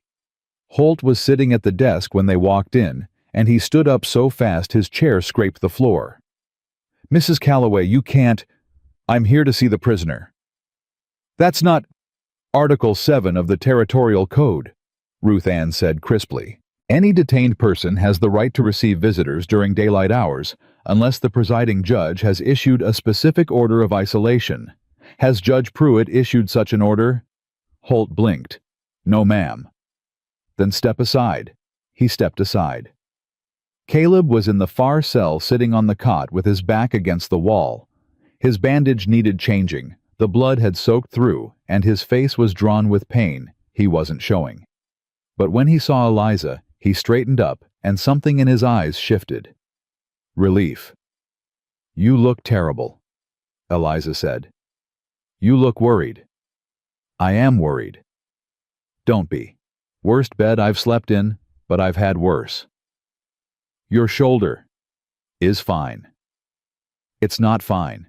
It needs cleaning and rebandaging, and you need willow bark for the fever you're going to get. Eliza. He stood and came to the bars. Close. Close enough that she could see the sweat on his forehead and the way his jaw was clenched against the pain. Are the children safey? They're with Martha Hendricks. Good. And the water? Still flowing. Your dam breaking held. Then it was worth it. He almost smiled. How's Tommy? Angry. Good. He should be angry. Anger's useful when it's pointed the right direction. He asked me if you were coming back. Caleb's hand came up to the bars, and Eliza looked at it, the rough knuckles, the calloused palm, the scar running up his wrist, and she reached through the bars and took it. First time she'd reached for him, instead of him reaching for her. His fingers closed around hers, warm, solid, present. Tell him yes, Caleb said. Tell him I'm coming back. You'd better. I didn't stitch you up just to lose you to a jail cell. You won't lose me. His grip tightened. Eliza, listen to me. Pruitt's going to use my arrest to push the guardianship hearing forward. He'll argue that you're associating with a criminal, that your judgment is compromised, that your children are in danger because of the company you keep. I know. You need to be ready. I am ready. She squeezed his hand. Ruth Ann's got statements from 8 families. Doc Slade is going to testify about Franklin's abuse and the children's health. And I've got 60 days of paid-up receipts proving I'm current on my debts. The penalty fees. Ruth Ann found a lawyer in Austin who'll take the case on contingency. He says the fees are fraudulent and he can prove it. Something changed in Caleb's face. You did all this in one morning. I've been doing it for a week. I just didn't tell you because... She stopped. Because you didn't want to need my help. Because I needed to know I could do it without your help. That if you disappeared tomorrow, I'd still be standing. Her voice was rough. I spent 8 years depending on a man who destroyed me. I had to know I could stand on my own before I let myself stand next to someone.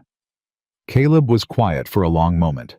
His thumb moved across her knuckles, slow and deliberate. And can you, he asked, stand on your own? Yes.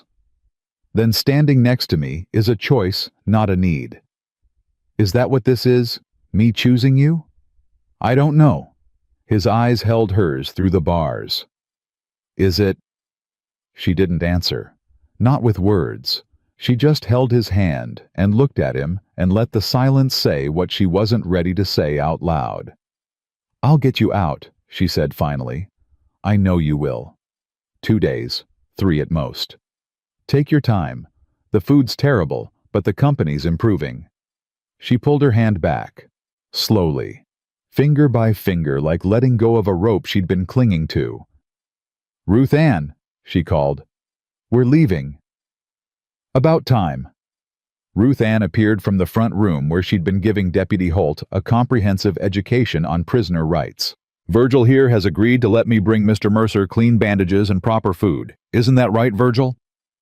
Holt looked like a man who'd been run over by a stagecoach. Yes, ma'am. They walked out into the July heat, and Eliza stood on the jailhouse steps and looked at the courthouse next door, where Judge Harlan Pruitt was sitting behind his desk, surrounded by his stolen power and his paper walls. Ruth Ann. Yes. The hearing. I want it moved up. Moved up, Eliza. We need more time to... No. Pruitt expects me to delay. Expects me to scramble and beg for extensions and slowly run out of money and hope. That's his game. He waits you out until you break. She turned to Ruth Ann, and her eyes were clear and hard and absolutely certain. I'm done waiting. I want the hearing this week, before he has time to build his case, before he can pressure witnesses, before he can find another way to hurt the people helping me. That's a risk, child. Everything's a risk. But I've got 8 families ready to talk. I've got a doctor ready to testify. I've got a lawyer in Austin who says Pruitt's whole financial empire is built on fraud. Eliza lifted her chin. And I've got 3 children who need their mother to stop being afraid and start being dangerous. Ruth Ann stared at her for a long time. Then a smile spread across her face, slow and wide and wicked. Harlan Pruitt has no idea what's coming for him. No, Eliza said. He doesn't. She mounted her horse and rode for Martha Hendricks' place to pick up her children. The sun was high and brutal, and the dust rose in clouds behind her. In the jail, Caleb Mercer was sitting in a cell because he'd broken a dam for her water. In the boarding house, Ruth Ann Bowen was sharpening her legal knowledge like a knife. In his office, Doc Slade was opening files he'd kept sealed for 5 years. And in the courthouse, Judge Harlan Pruitt was sitting behind his desk, comfortable and confident, secure in the belief that a woman alone couldn't touch him. He was about to learn how wrong he was. Eliza rode hard, and she didn't look back. She had children to hold, and a fight to win, and a man to bring home, and she was done asking permission to exist. The hearing was set for Friday. 4 days to prepare. 4 days to gather every broken piece of truth this town had hidden for years and lay it out in front of the one audience that mattered not. Pruitt, not the law, but the people of Copper Springs who'd been too afraid to speak. 4 days. Eliza could do a lot in 4 days. She'd survived 8 years of Franklin Calloway. She'd buried him, raised his children, paid his debts, and stared down his ghost every single morning. A judge in a courthouse was nothing compared to a monster in her own home. She was ready. Friday came with heat that could crack stone. Eliza dressed the children before dawn. Clean clothes, washed faces, hair combed until Lou complained, and Tommy stood rigid as a fence post while she smoothed his collar. Baby Nell wore the white cotton dress Eliza had sewn from flour sacks, bleached and pressed, until it looked almost store-bought. "Why do we have to look nice?" Lou asked. "Because today people are going to judge us," Eliza said. "And I want them to see what I see. 3 healthy, loved, well-cared-for children. Are we going to see the judge, the bad one? Yes. Can I bring a rock? No, Lou. A small rock. No rocks in court?" Tommy was quiet through all of it. He hadn't said much in the 4 days since Caleb's arrest. He'd done his chores, eaten his meals, watched his sisters. But the anger in him had gone somewhere deep, somewhere Eliza couldn't reach, and it scared her more than anything Pruitt could do. "Tommy," she knelt in front of him. "I need you to listen." "I'm listening." "Today might be hard. People might say things about me, about our family, about your father. Things that are true and things that aren't. I need you to stay calm." "I'm calm." "You're furious." His jaw tightened. So much of Franklin in that jaw. So much of her in those eyes. "I won't make trouble, Mama." "I know you won't." She straightened his collar one more time. "But if it gets too much, you look at me. Just look at me and remember that no matter what happens in that room, I'm your mother, and nothing changes that." Martha Hendricks arrived to watch Nell. The baby clung to Eliza's neck, sensing the tension the way babies do, and Eliza had to peel those tiny fingers away one by one. Each finger felt like a piece of her heart being torn loose. "Go with Miss Martha, sweet girl. Mama will be right back." Nell screamed. Of course she screamed. And Eliza walked out the door with that sound chasing her and her arms empty and her chest caving in. Tommy took her hand, didn't say anything, just held on. They rode into town together, Tommy and Lou on the horse, Eliza walking alongside. Ruth Ann met them at the courthouse steps with her sheaf of papers and her battle face. "Doc Slade's inside," Ruth Ann said. "Sober, mostly. The Hendricks family is here, the Doyles. Even old man Peterson came, and he hasn't left his ranch in 2 years. "How many people?" 30, maybe more. Word got around. "That's a lot of witnesses to Pruitt's corruption." "That's the idea." Ruth Ann looked at Tommy and Lou. "You two ready?" "Yes, ma'am," Lou said. Tommy just nodded. "Good. Stay close to your mama. Don't speak unless the judge asks you a direct question. And if he does ask you a question, you tell the truth, the whole truth. Understand?" "Yes, ma'am," they said together. Eliza took a breath, then another.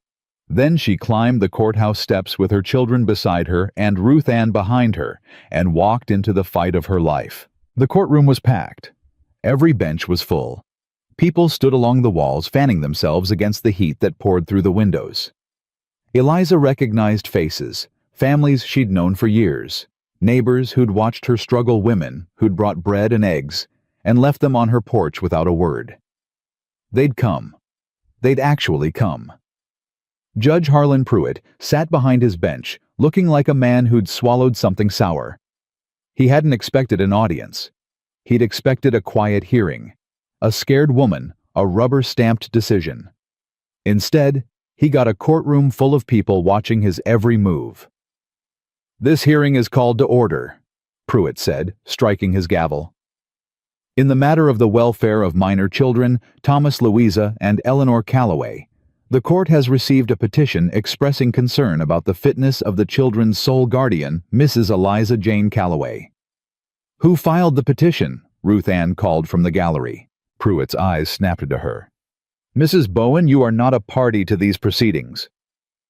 "I'm a concerned citizen attending a public hearing. I asked who filed the petition." "The petition was filed by the Copper Springs Municipal Authority, which you chair.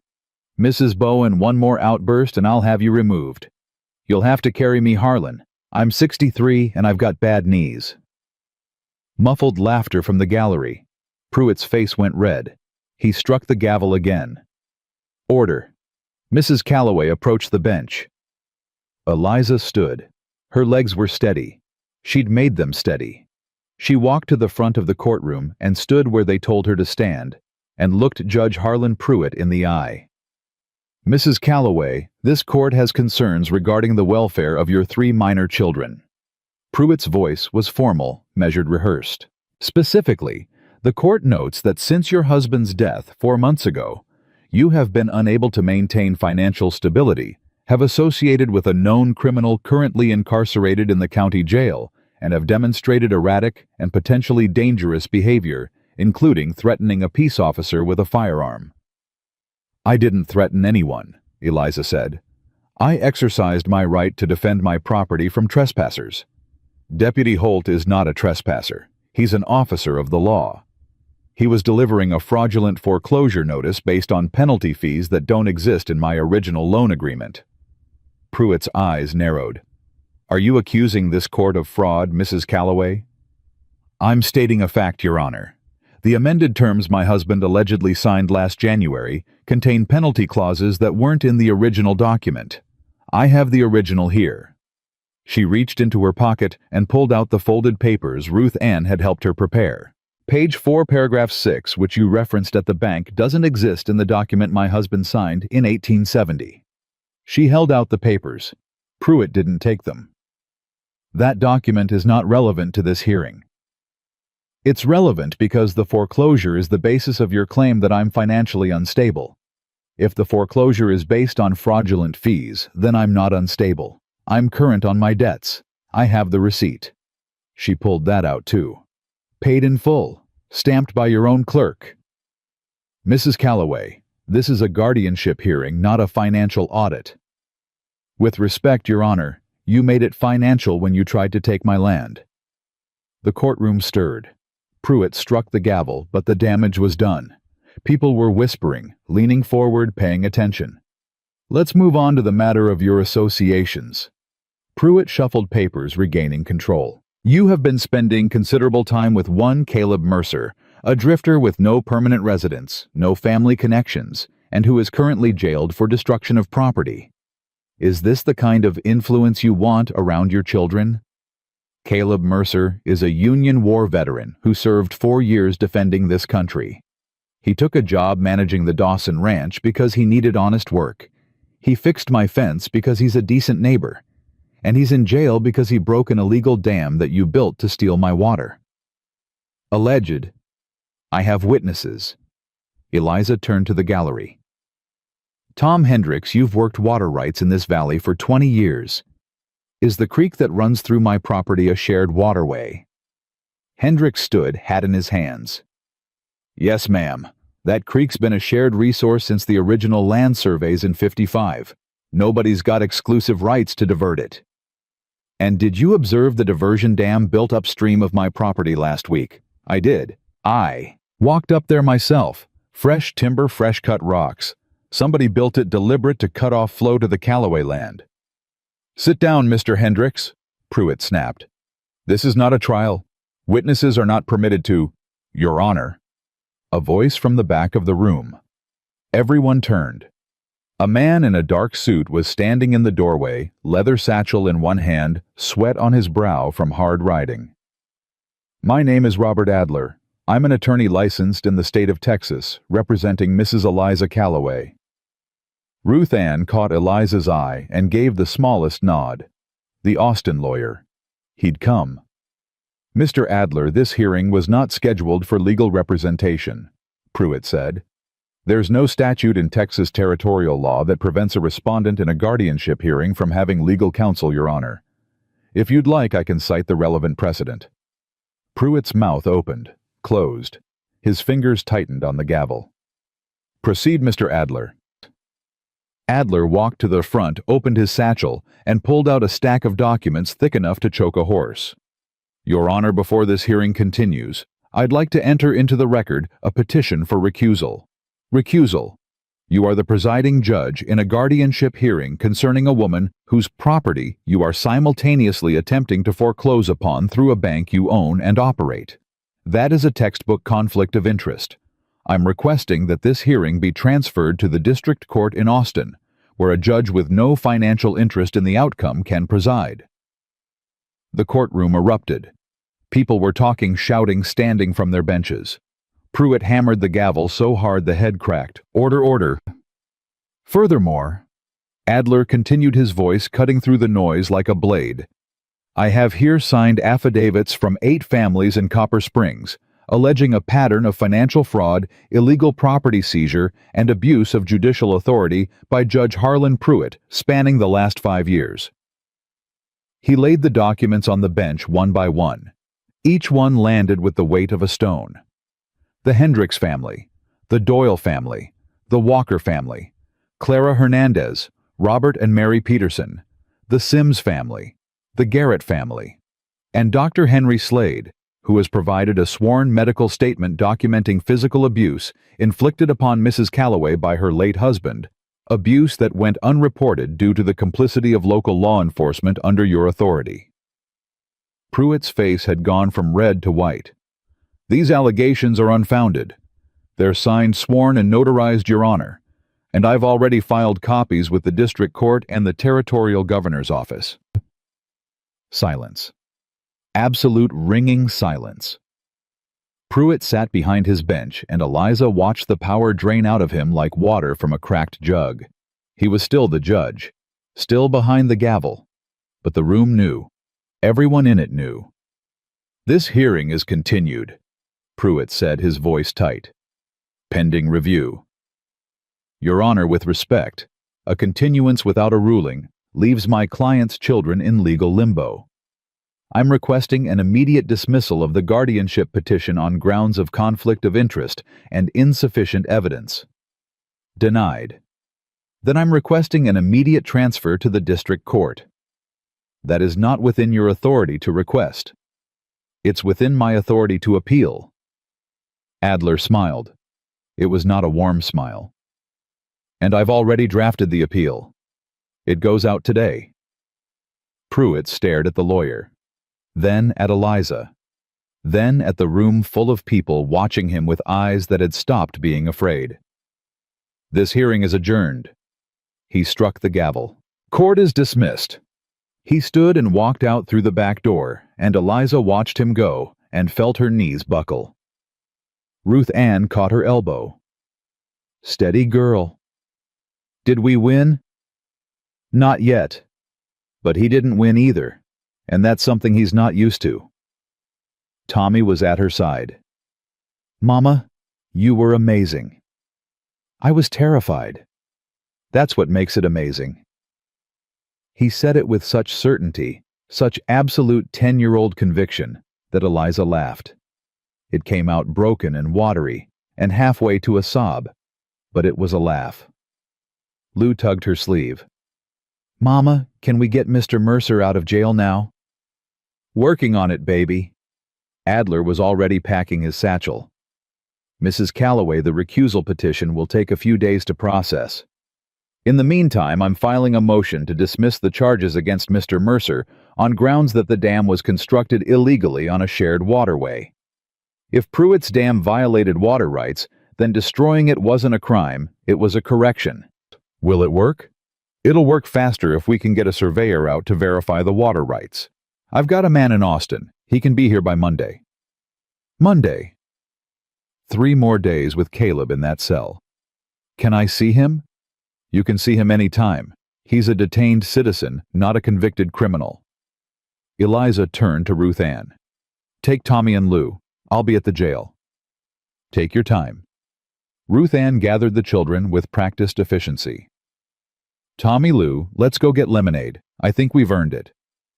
Can I have 2? Lou asked. You can have 3.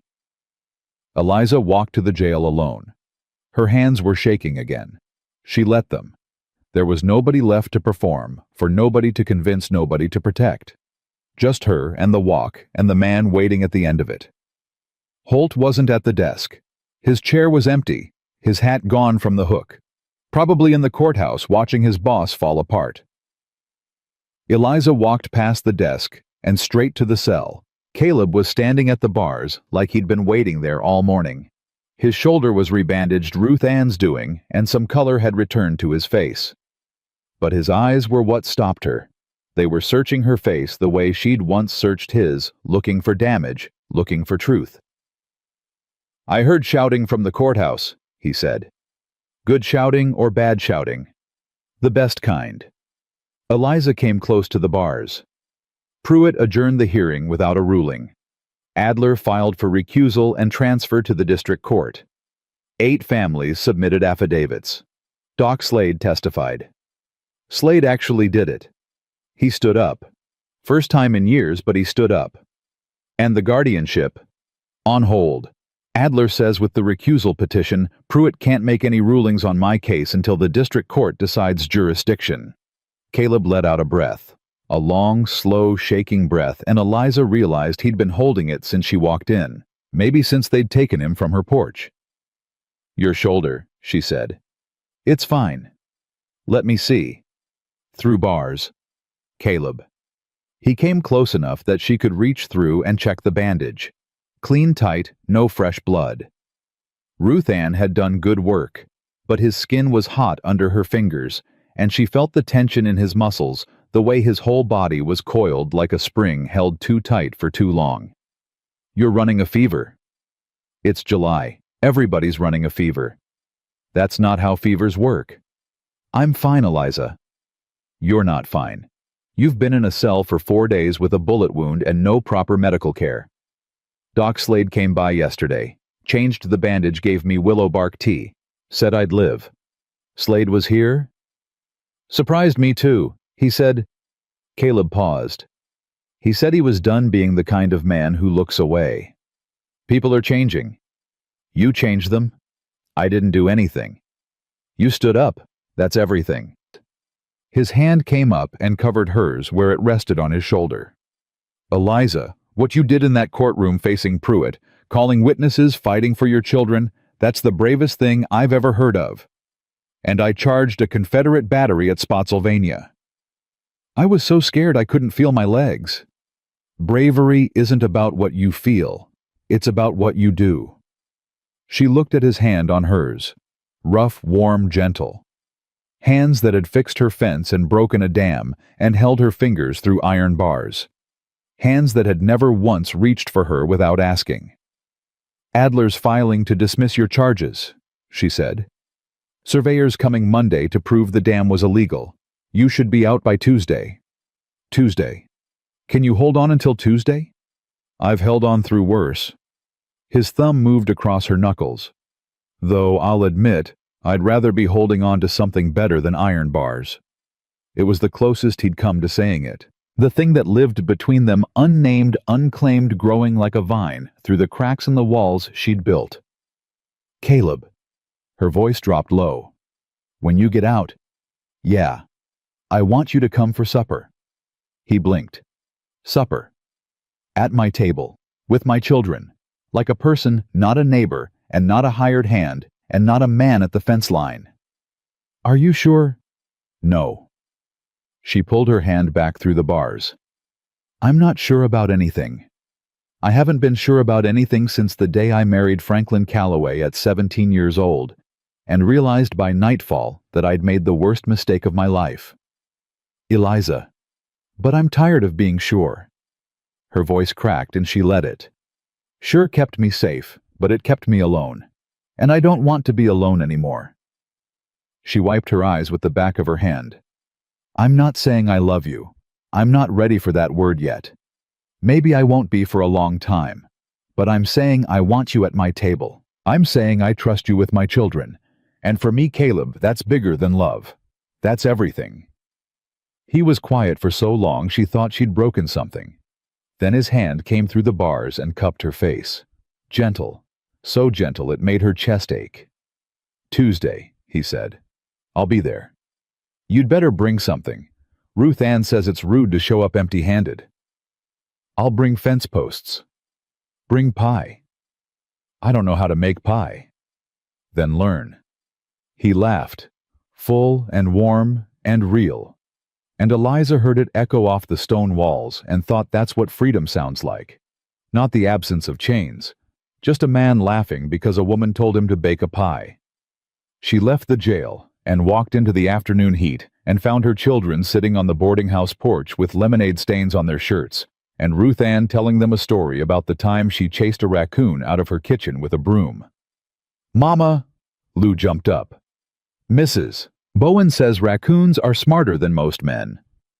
Mrs. Bowen isn't wrong.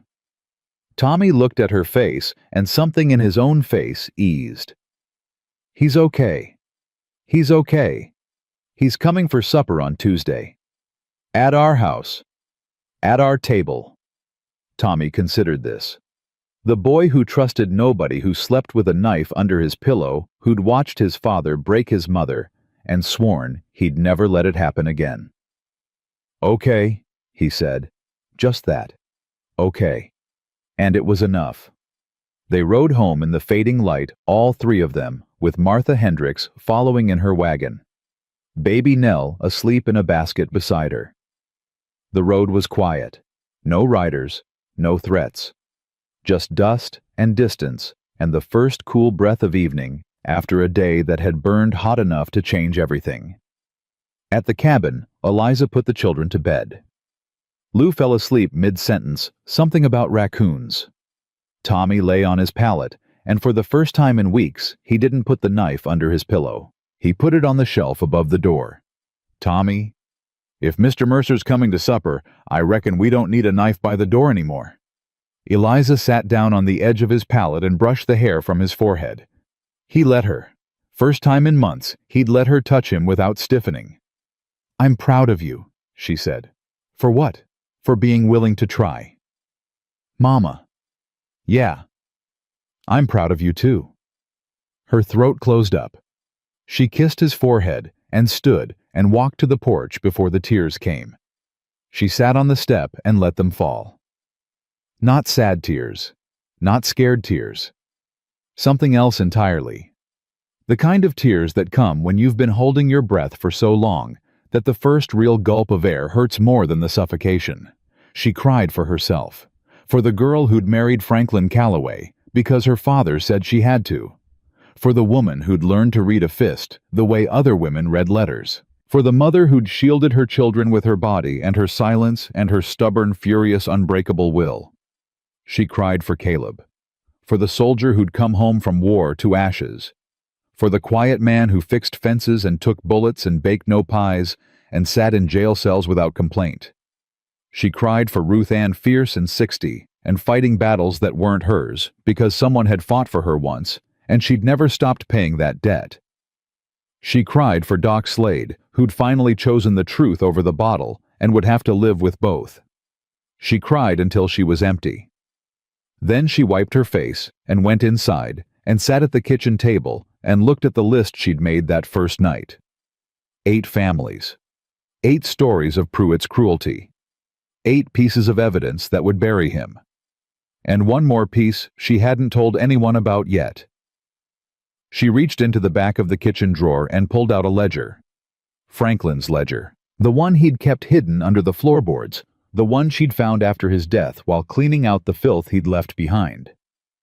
She'd read it once and put it away because the numbers didn't make sense. They made sense now. Payments. Monthly payments from Harlan Pruitt to Franklin Calloway. Starting 3 years ago and ending 2 months before Franklin's death. No explanation. No receipts. Just amounts and dates in Franklin's shaky handwriting. Pruitt had been paying her husband for 3 years. Paying him for what? She flipped to the last entry. The handwriting was worse here, drunker, sloppier. But the words were clear enough. Pruitt wants the water rights. Told me to sign the amended terms or he'll stop the payments. Told him I'd tell everyone what he's been paying me for. He said nobody would believe a drunk. He's right. Nobody would. But maybe they'd believe a drunk's wife. Eliza closed the ledger and pressed her palms flat against the cover. Her hands were steady, rock steady. Franklin Calloway had been a monster. A drunk, a liar, a man who beat his wife and terrified his children and died stupid and mean in a river he was too drunk to cross. But in his last act of spite, his pathetic, drunken, vindictive record-keeping, he'd given her the one thing he'd never given her in life. A weapon. Pruitt hadn't just stolen water rights, he'd bought them. Through her husband. Behind her back. Every monthly payment was a bribe, and every bribe was a crime, and Franklin's ledger was the proof. She put the ledger back in the drawer. Not yet. She'd give it to Adler when the time was right. When Pruitt thought the worst was over, when he'd adjusted to the recusal, and the transfer, and the loss of his guardianship petition. Then she'd show him the ledger. Then she'd watch his empire fall. Eliza blew out the lamp and sat in the dark, listening to her children breathe. Tommy on his pallet. Lou and Nell in the bed. 3 heartbeats. 3 reasons to keep fighting. 3 lives she'd built inside her body and brought into the world and defended with every ounce of strength she possessed. Nobody was taking them. Not Pruitt. Not the law. Not God himself. She was Eliza Jane Calloway. She'd survived Franklin's fists, Pruitt's schemes, and her own despair. She'd paid her debts, built her alliances, and stared down the most powerful man in the county without blinking. And on Tuesday, a good man was coming to supper. She leaned back in the chair and closed her eyes and let herself rest. Not the exhausted collapse of a woman who'd given up. The deliberate, chosen rest of a woman who knew exactly what she was doing. The fight wasn't over. But for the first time, she was winning. Tuesday came, and Caleb Mercer walked out of the county jail at 10:30 in the morning with a dismissed charge, a sore shoulder, and a problem he hadn't anticipated. He didn't know how to make pie. Ruth Ann. He stood in her kitchen, hat in hand, looking like a man facing a firing squad. I need help. With what? Pie. Ruth Ann stared at him. Then she laughed so hard she had to sit down. Lord have mercy, the man breaks a dam, takes a bullet, sits in jail for a week, and the thing that scares him is pastry. She told me to bring pie. Then we'd better make you a pie.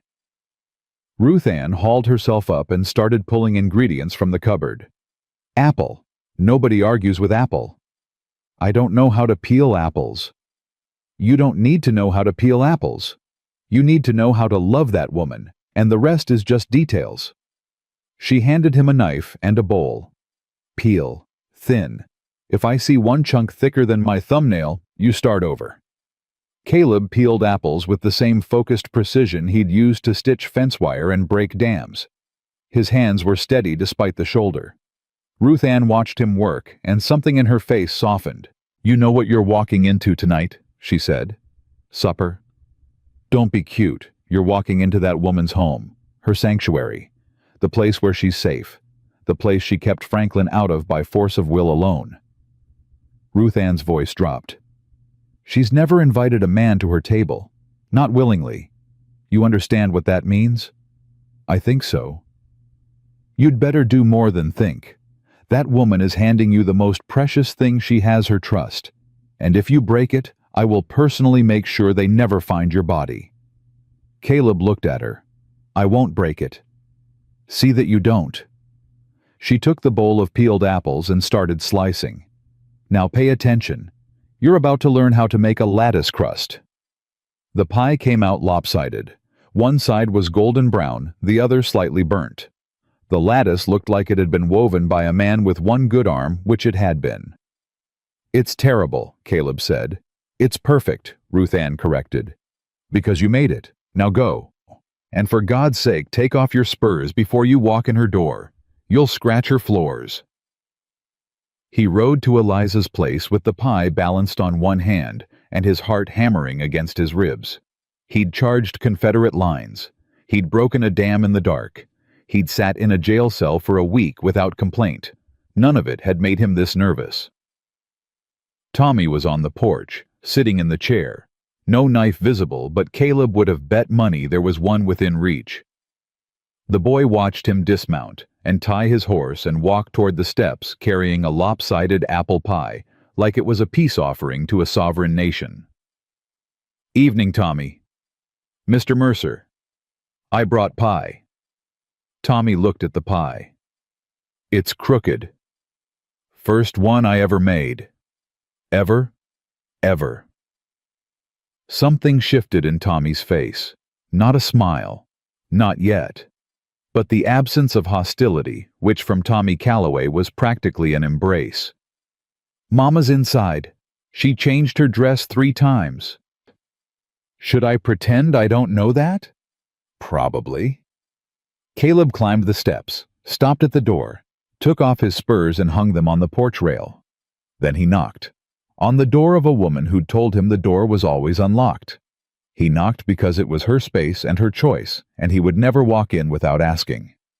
Eliza opened the door. She was wearing blue. Simple cotton clean and pressed her hair pulled back, but not severe. She looked like herself, not dressed up, or performed just Eliza. And Caleb thought she was the most beautiful thing he'd ever seen. But he didn't say that because she wasn't ready to hear it, and he wasn't sure he was ready to survive saying it. You brought pie, she said. It's not good pie. I don't care about the pie. She stepped back. Come in. He crossed the threshold. Such a small thing, 1 step forward. Such an enormous thing. Lou was at the table, bouncing in her chair. Mr. Mercer, Tommy said your pie is crooked. Tommy's right. I like crooked things. Mama's bread is always crooked, and it's the best bread. My bread is not always crooked, Eliza said. It's crooked right now. Lou pointed at the table where a loaf sat listing distinctly to the left. That's character, not crooked. What's the difference? About 20 years of practice. Baby Nell was in her high chair, watching Caleb with enormous eyes. She didn't cry. She studied him with the grave intensity of a 2-year-old conducting a security assessment, then reached both arms toward him and said, Up. Everyone froze.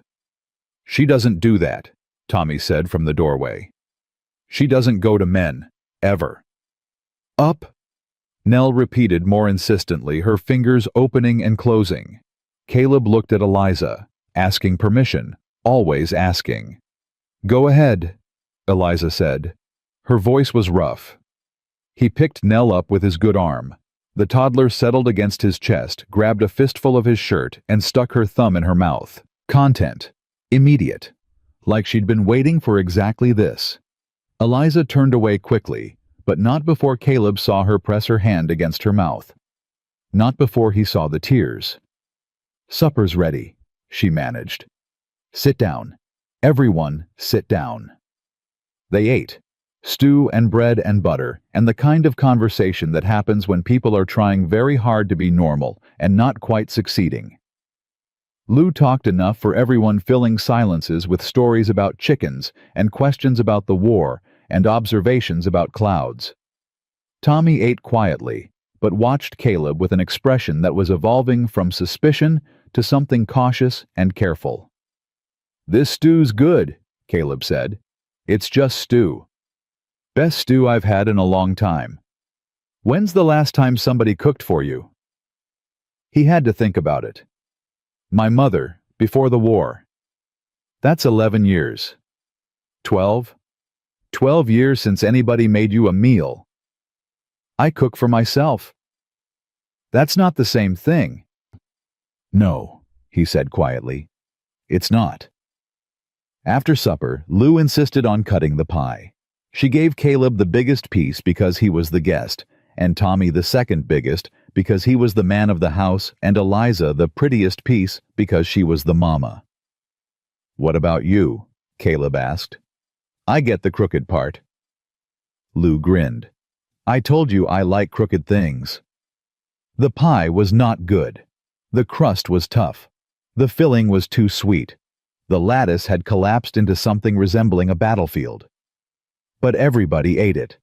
Every bite. And Lou declared it the best pie she'd ever had, which was either a tremendous lie or a testament to the limited dessert options in the Calloway household. Nell fell asleep in Caleb's arm. He didn't move her. He sat at the table with a sleeping child against his chest and talked quietly with Eliza while Tommy washed dishes and Lou dried them and the evening settled around them like a quilt. "The surveyor came yesterday," Eliza said. "Confirmed the creek is a shared waterway. Pruitt had no legal right to dam it. So my charges, dismissed. Adler filed the paperwork this morning. And the guardianship, transferred to the district court. The hearing's in 3 weeks, but Adler says with the recusal and the affidavits, Pruitt's petition doesn't have a leg to stand on." "Good. There's more." Eliza's voice dropped. She glanced at Tommy, who was focused on dishes and pretending not to listen. "I found something. In Franklin's things. A ledger." She told him about the payments. About Pruitt bribing her dead husband for water rights. About the last entry, Franklin's drunken scrawl threatening to expose the judge. Caleb went very still. "Eliza, if Pruitt was paying Franklin to sign over water rights and Franklin threatened to talk, I know. Franklin died crossing a river he'd crossed 100 times. Drunk or not, he knew that river. I know. You think Pruitt? I don't know what I think, but I know what I'm going to find out." The silence that followed was heavy with implications neither of them was ready to say aloud. Franklin Calloway might have been murdered. The man who'd beaten Eliza for years, who'd terrorized her children, who'd sold her security to a corrupt judge for monthly payments, he might have been killed for knowing too much. "Does Adler know?" Caleb asked. "Not yet. I'm giving him the ledger tomorrow. Be careful. If Pruitt killed once to keep this quiet, then he'll try again. I know." Eliza met his eyes. "That's why I need you, Caleb. Not to fight for me. I can fight for myself, but to watch my back while I do it. Always. And my children's backs. Eliza." His voice was low, fierce. "Those 3 kids are the best thing I've seen since I came home from Virginia. Nobody touches them while I'm breathing." Tommy set down the dish he was drying. He walked over to this table and stood in front of Caleb and looked at him for a long measuring moment. "You mean that?" Tommy asked. "Every word." "My pa used to say things he didn't mean." "I'm not your pa." "I know you're not." Tommy's chin lifted. "But if you hurt my mama, I won't need a knife. I'll burn your ranch down. We clear?" "Crystal clear." Tommy held out his hand. Caleb shifted Nell to his bad arm, wincing, and shook it. Man to man. A 10-year-old and a 35-year-old making a pact over a sleeping baby and the ruins of a crooked pie. "Okay," Tommy said. "You can come back." "Thank you, Tommy." "Don't thank me. Just don't be terrible." Eliza made a sound that was half laugh, half sob. "That's enough, Tommy. Go to bed. It's still light out. Bed. Now." Tommy went. Lou had already fallen asleep on the floor with her head on a flour sack. Caleb stood carefully, Nell still sleeping against his chest, and looked at Eliza. "Where do you want her?" "The bed. I'll take her." Their hands touched during the transfer. Nell's warm weight passing from his arms to hers, their fingers tangling around the sleeping child. Eliza didn't pull away. She held on for a breath longer than necessary. Then she carried Nell to the bed and laid her down beside Lou. When she came back, Caleb was standing by the door, hat in hand. "I should go." "Probably." "Early morning, cattle to tend." "Caleb?" "Yeah." "Thank you for the pie." "It was terrible pie." "It was the best pie I've ever had." She crossed her arms, not defensively this time. More like she was holding herself together. And not because of how it tasted. He put his hat on, took it off again, put it back on. "Eliza, I'm going to say something and I don't want you to answer tonight. I just want you to hear it." "Okay." "I love you." The words landed in the quiet kitchen like stones in still water. Ripples spreading outward, touching everything. "I love you, and I love your children, and I love this crooked bread and this broken-down ranch, and the way you hold a rifle like you were born with it. I love that you're scared and you fight anyway. I love that you don't trust me yet, and you let me in anyway. I love every single stubborn, fierce, terrifying thing about you." Eliza's eyes were bright. Her arms tightened around herself. "Don't answer tonight," he said again. "Just know." He walked out. She stood in the doorway and watched him ride away in the last of the light. She didn't call after him, didn't need to. The words were there, hanging in the warm air between the cabin and the road, and she could feel them settling into her like rain into dry earth. She slept that night without the rifle, first time since Franklin died. The days that followed moved fast. Adler reviewed the ledger, and his face went gray. "This changes everything," he said. "This isn't just fraud anymore. If Pruitt was paying your husband for water rights and your husband died under suspicious circumstances, then it's possible murder. I need to take this to the U.S. Marshal's office. County law enforcement is compromised. Do it." 3 days later, 2 U.S. Marshals rode into Copper Springs. They were quiet men with federal badges and no interest in local politics. They went to the courthouse first, then to the bank, then to the creek where the dam had been, then to the spot on the river where Franklin Calloway had drowned. Eliza didn't watch. She stayed home with her children, and Caleb stood at the fence line, and Ruth Ann fed the Marshals supper at her boarding house, and the whole town held its breath. The arrest came on a Saturday. Judge Harlan Pruitt was taken from his home in handcuffs by 2 federal marshals and a very uncomfortable Deputy Holt, who had been given the choice between cooperation and prosecution, and had chosen cooperation with remarkable speed. The charges, Adler told Eliza that afternoon, standing on her porch, include fraud, bribery, abuse of judicial authority, illegal water diversion, and conspiracy to commit murder. Murder. They believe it. The marshals found evidence at the river. Signs that the crossing had been tampered with, rocks moved, the bank undermined. Combined with the ledger and the payment records, it's enough to bring charges. Eliza sat down on the porch step. Her legs wouldn't hold her. Not from fear this time. From something she couldn't name. Something too big for words. Franklin Calloway had been murdered. Her husband, the man who'd beaten her for years, had been killed by the man who'd been paying him. And she'd been blamed for not being able to manage on her own after his death by the very man who'd caused it. "Are you all right?" Adler asked. "No." She looked at her hands. Rough, calloused, strong. Hands that had held children and held rifles and held on when there was nothing left to hold on to. "But I will be." The guardianship petition was dismissed by the district court the following week. The judge in Austin read the file, reviewed the affidavits, and threw the case out in under an hour. "There is no evidence whatsoever," the judge wrote, "that Mrs. Calloway is anything other than a devoted, capable, and extraordinarily resilient mother. This petition appears to be a transparent attempt to use the legal system as a weapon against a vulnerable citizen. It is dismissed with prejudice. With prejudice, meaning it could never be filed again. Eliza read those words sitting at her kitchen table with her 3 children around her, and Caleb leaning against the doorframe, and Ruth Ann pouring coffee, and Doc Slade standing in the corner, looking like a man who'd finally put down a weight he'd been carrying for years. "It's over," Ruth Ann said. "Really over this time." "What happens to Pruitt?" Tommy asked. "Federal trial? Austin? He'll spend the rest of his life in prison if there's any justice in this world." Ruth Ann sipped her coffee. "And the land he stole is being reviewed. The Walkers might get their property back. Clara Hernandez, too." "And the water?" Eliza asked. "Yours. Always was."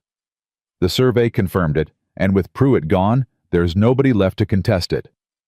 Eliza looked out the window at the creek running full and clear through her land. Water. The thing Pruitt had tried to steal. The thing Caleb had bled for. The thing that kept her garden growing, and her cattle alive, and her children healthy. Such a simple thing. Such an enormous thing. "Mama." Lou climbed into her lap. "Does this mean we get to stay?" "Yeah, baby, we get to stay. Forever. Forever." Lou wrapped her arms around Eliza's neck and held on tight. Nell tottered over and grabbed Eliza's leg. Tommy stayed where he was, leaning against the wall with his arms crossed, but his eyes were bright, and his jaw wasn't clenched, and the knife was on the shelf where he'd left it. "All right, everybody out," Ruth Ann announced. "I've got a boarding house to run, and you people have a ranch to work. Caleb, walk me to my horse." "Yes, ma'am?" They stepped outside, and Ruth Ann turned to him with that look of hers, the one that could strip paint off a barn. "You're going to ask her to marry you," she said, not a question. "When she's ready." "She's ready." "How do you know?" "Because she let you hold her baby. Eliza Calloway doesn't let anyone hold that child. Not me, not Martha Hendricks, not the Lord Almighty himself. She put Nell in your arms, and she didn't take her back." Ruth Ann grabbed his collar and pulled him down to her level. "Don't you dare make me wait until Christmas." She mounted her horse and rode off, and Caleb stood in the yard and rubbed the back of his neck and tried to figure out how his life had gone from empty cabin and broken fences to this. He went back inside. Doc Slade was leaving too, shaking Eliza's hand with both of his. "I'm sorry," he said, "for all of it. For every time I looked away." "You looked back," Eliza said. "That's what matters. Doesn't feel like enough. It never does, but it's a start." Slade left. The cabin was quiet. Just Eliza and Caleb and 3 children who were finally truly safe. "Walk with me," Caleb asked. Eliza looked at Tommy. "Watch your sisters." "I always do." They walked to the fence line, their fence, the one he'd rebuilt with cedar posts that would last 20 years. They leaned against it side by side, shoulders almost touching, and looked out at the land that stretched to the hills. "I want to say something," Eliza said. "I'm listening." "That night at the jail, I told you I wasn't ready for the word love. I said trusting you with my children was bigger than love." "I remember." "I was wrong." She turned to face him. "It's not bigger than love. It is love. The real kind. Not the kind Franklin pretended. Not the kind my father sold me for. The kind where you show up every day and you stay, and you don't hit and you don't lie and you make terrible pie because someone told you to. It was pretty terrible. Caleb. Sorry. Keep going." She took a breath. "I love you. I love you, and it scares me to death. And I'm saying it anyway because I'm done letting fear make my choices." He reached for her, slowly, giving her time, always giving her time. His hand found hers, and their fingers laced together, and Eliza felt something snap in her chest. Not break, not crack. Snap like a chain being cut, like a lock being opened. "Can I kiss you?" he asked. "You'd better." He kissed her, gentle and careful and thorough the way he did everything, and Eliza kissed him back. Not desperate, Not scared, not grateful. Just present. Just choosing this moment, and this man, and this life. When they pulled apart, she was smiling. Really smiling, the kind that used muscles she'd forgotten she had. "I have a condition," she said. "Name it." "This land stays in my name. My children keep their father's name until they choose otherwise, and I don't become Mrs. Caleb Mercer. I become Eliza Calloway Mercer. My name first, always. I wouldn't have it any other way. And you move in here, not me to the Dawson place. Here, this is my home. This is where my children feel safe. Done. And you learn to make better pie. That might take a while. We've got time." He pulled her close and she let him. Not because she needed his strength, but because she wanted his warmth. Two different things. She'd learned the difference, and it had changed everything. They walked back to the cabin hand in hand. Tommy was on the porch. Lou beside him, Nell on his lap. Three children watching their mother walk toward them holding hands with a man who wasn't their father. "Mr. Mercer's going to stay," Eliza said. Lou whooped. "Can he teach me to ride, if he wants to?" "I want to," Caleb said. Tommy looked at their joined hands. Looked at Caleb's face. Looked at his mother's face, at the smile there, the real one, the one he hadn't seen since before he could remember. "Welcome home," Tommy said. 2 words. Quieter than Lou's whoop, smaller than Nell's giggle, but heavier than anything else spoken that day. Welcome home. From a boy who'd guarded the door with a knife because the last man who'd lived here had used his hands for hurting. "Thank you, Tommy," Caleb said, and his voice broke on the boy's name. Just a little, just enough. They went inside. Eliza cooked supper, and Caleb helped, and Lou set the table for 5, and Tommy sat in his chair. Not by the door, not on his pallet, but at the table, like a boy instead of a sentry. Nell said up again, and Caleb lifted her, and she fell asleep against his chest, like she'd been doing it all her life. They ate. They talked. Lou asked Caleb 47 questions about horses. Tommy asked 3 questions about the war and accepted the answers without flinching. Eliza sat at the head of her own table in her own house with her own children and the man she'd chosen and felt something she'd given up believing existed. Peace. Not the absence of trouble. There would be more trouble. Pruitt's trial. The rebuilding. The slow, patient work of healing wounds that went bone deep. Caleb's nightmares from the war that would wake them both at 3 in the morning. Tommy's rage that would surface in unexpected moments and need patient, steady hands to hold. Lou's questions that would get harder as she got older.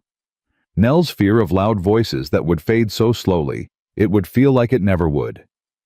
But peace. The kind you build. The kind you choose. They married in September, when the heat finally broke and the first cool wind came down from the hills. Ruth Ann stood as witness. Doc Slade came sober. Martha Hendricks brought flowers. Tommy walked his mother down the aisle, such as it was the space between the porch and the fence, with Lou carrying a basket of wildflowers and Nell toddling between them, grabbing at everything she could reach. Eliza wore blue. The same blue cotton she'd worn that first supper. Caleb wore a clean shirt and no spurs, and a face so full of wonder that Ruth Ann had to look away to keep from crying, and Ruth Ann Bowen did not cry. "Do you take this woman?" the preacher asked. "I do. Every stubborn, fierce, terrifying part of her." "Do you take this man?" Eliza looked at Caleb, at his steady eyes and his scarred hands, and his rebuilt shoulder and his heart, that had somehow survived a war and 9 years of emptiness and come out the other side, still capable of love. "I do," she said. "By choice. My choice. And I'll make it again tomorrow and every day after." They kissed, and Lou threw wildflowers, and Tommy smiled, really smiled for the first time since his father died, and Nell said up. And Caleb picked her up, and they stood there, all 5 of them, a family built from broken pieces and fence posts, and one lopsided apple pie. The years that followed were ordinary. Gloriously, boringly, miraculously ordinary. Caleb worked the ranch, and Eliza worked beside him, and the children grew like weeds in good soil. Tommy became a young man who was gentle with animals and fierce in defense of anyone weaker than himself. He never hit anyone, not once in his whole life. He decided that on purpose every single day. Lou became a teacher. She went to school in Austin and came back to Copper Springs and started classes for the children of ranch families who couldn't afford to send their kids to town. She asked hard questions and expected honest answers, and her students loved her for it. Nell grew up without fear. That was Eliza's greatest victory. Not the trial, not the land, not the water rights. The fact that her youngest daughter walked through the world unafraid of raised voices and closed doors and men with hard hands. Caleb and Eliza had 2 more children together, a boy they named Daniel and a girl they named Ruth after the woman who'd taught Eliza that asking for help wasn't weakness, it was war strategy. Ruth Ann lived to see all of it. She died at 78 in her sleep in her own boarding house with a cup of cold coffee on her nightstand and a smile on her face that the undertaker said he couldn't straighten out. "Just leave it," Eliza told him. She earned that smile. Doc Slade got sober the year after Pruitt's conviction, stayed sober the rest of his life. He delivered both of Eliza's younger children and cried each time not because of the births, but because he'd lived long enough to see something good come from all that pain. Pruitt died in federal prison. Eliza didn't attend the funeral. She didn't need to. She'd already buried him the day she walked into his bank with $61 and a spine made of iron. And Franklin Calloway, the man whose fists had shaped her fear and whose death had started everything. Eliza thought about him less and less as the years passed. Not because she forgot, but because he stopped mattering. He was a chapter, not the story. A wound, not the woman. On her 50th birthday, Caleb gave her a new iron ring for the gate, simple, strong hand-forged. He'd made it himself in the barn working one-handed because his shoulder still ached in cold weather, 23 years after a bullet went through it for her water. "It's for the gate," he said. "I can see that. The old one was rusted through. Caleb Mercer, did you make me a gate ring for my birthday? It's practical. It's beautiful." She kissed him. 23 years of kissing this man, and it still felt like choosing. Every single time. "Thank you. Happy birthday, Eliza." Caleb. "Yeah. I'd do it all again. Every bit of it. The fear, the fighting, the foreclosure, the courtroom, the pie." She took his weathered face in her work-roughened hands. "I'd do it all again to end up here. Even the pie. Especially the pie, though yours have gotten better. Marginally. Considerably." She smiled. "I love you.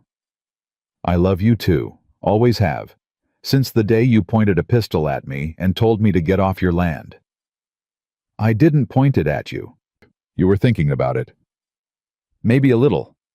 He laughed, she laughed, and the sound carried across the land that was hers, past the fence he'd built over the creek that ran clear and strong through the property she'd fought for and won and kept. Eliza Jane Calloway. Mercer lived to be 81 years old. She died on her porch in the chair she'd sat in every morning for 50 years with a cup of coffee going cold beside her and the sound of the creek in her ears. Caleb had gone 2 years before quiet and peaceful, holding her hand the same way he'd held it through iron bars the first time she'd reached for him. Tommy was there at the end. 58 years old, gray-haired, gentle as the day was long. He held his mother's hand and didn't cry because she'd taught him that tears weren't weakness, so he cried plenty after, but in that moment he just held on and let her go. "You were the bravest person I ever knew," he told her. "I was the most scared person you ever knew," she whispered back. Being brave anyway was the whole point. They buried her next to Caleb on the hill behind the cabin. The headstone was simple, just her name and her dates and a line that Tommy chose because Lou said it was perfect and Nell said it was true. She owned herself. That was enough. That was everything. And on the gate to the property, the iron ring Caleb had forged still held. Rusted, now worn smooth by 50 years of hands opening and closing. But strong. Still strong. Still holding. The way she'd taught them all to hold. Because Eliza Jane Calloway Mercer was never a woman who was saved. She was a woman who saved herself. With a rifle and a paid receipt, and a list written at a kitchen table, and 3 children who needed her to be unbreakable. And she was. Not because she never broke. She broke plenty. She broke and broke again, and mended stronger every time. That was her secret. That was her gift. That was the thing she passed down to her children and her grandchildren and every woman who ever heard her story and recognized herself in it. You don't have to be unbroken. You just have to keep putting yourself back together. One choice at a time. One morning at a time. One act of terrifying, stubborn, furious courage at a time. Until one day you look around and realize that the life you built from broken pieces is the strongest thing you've ever known. And that is exactly what Eliza Jane Calloway Mercer did.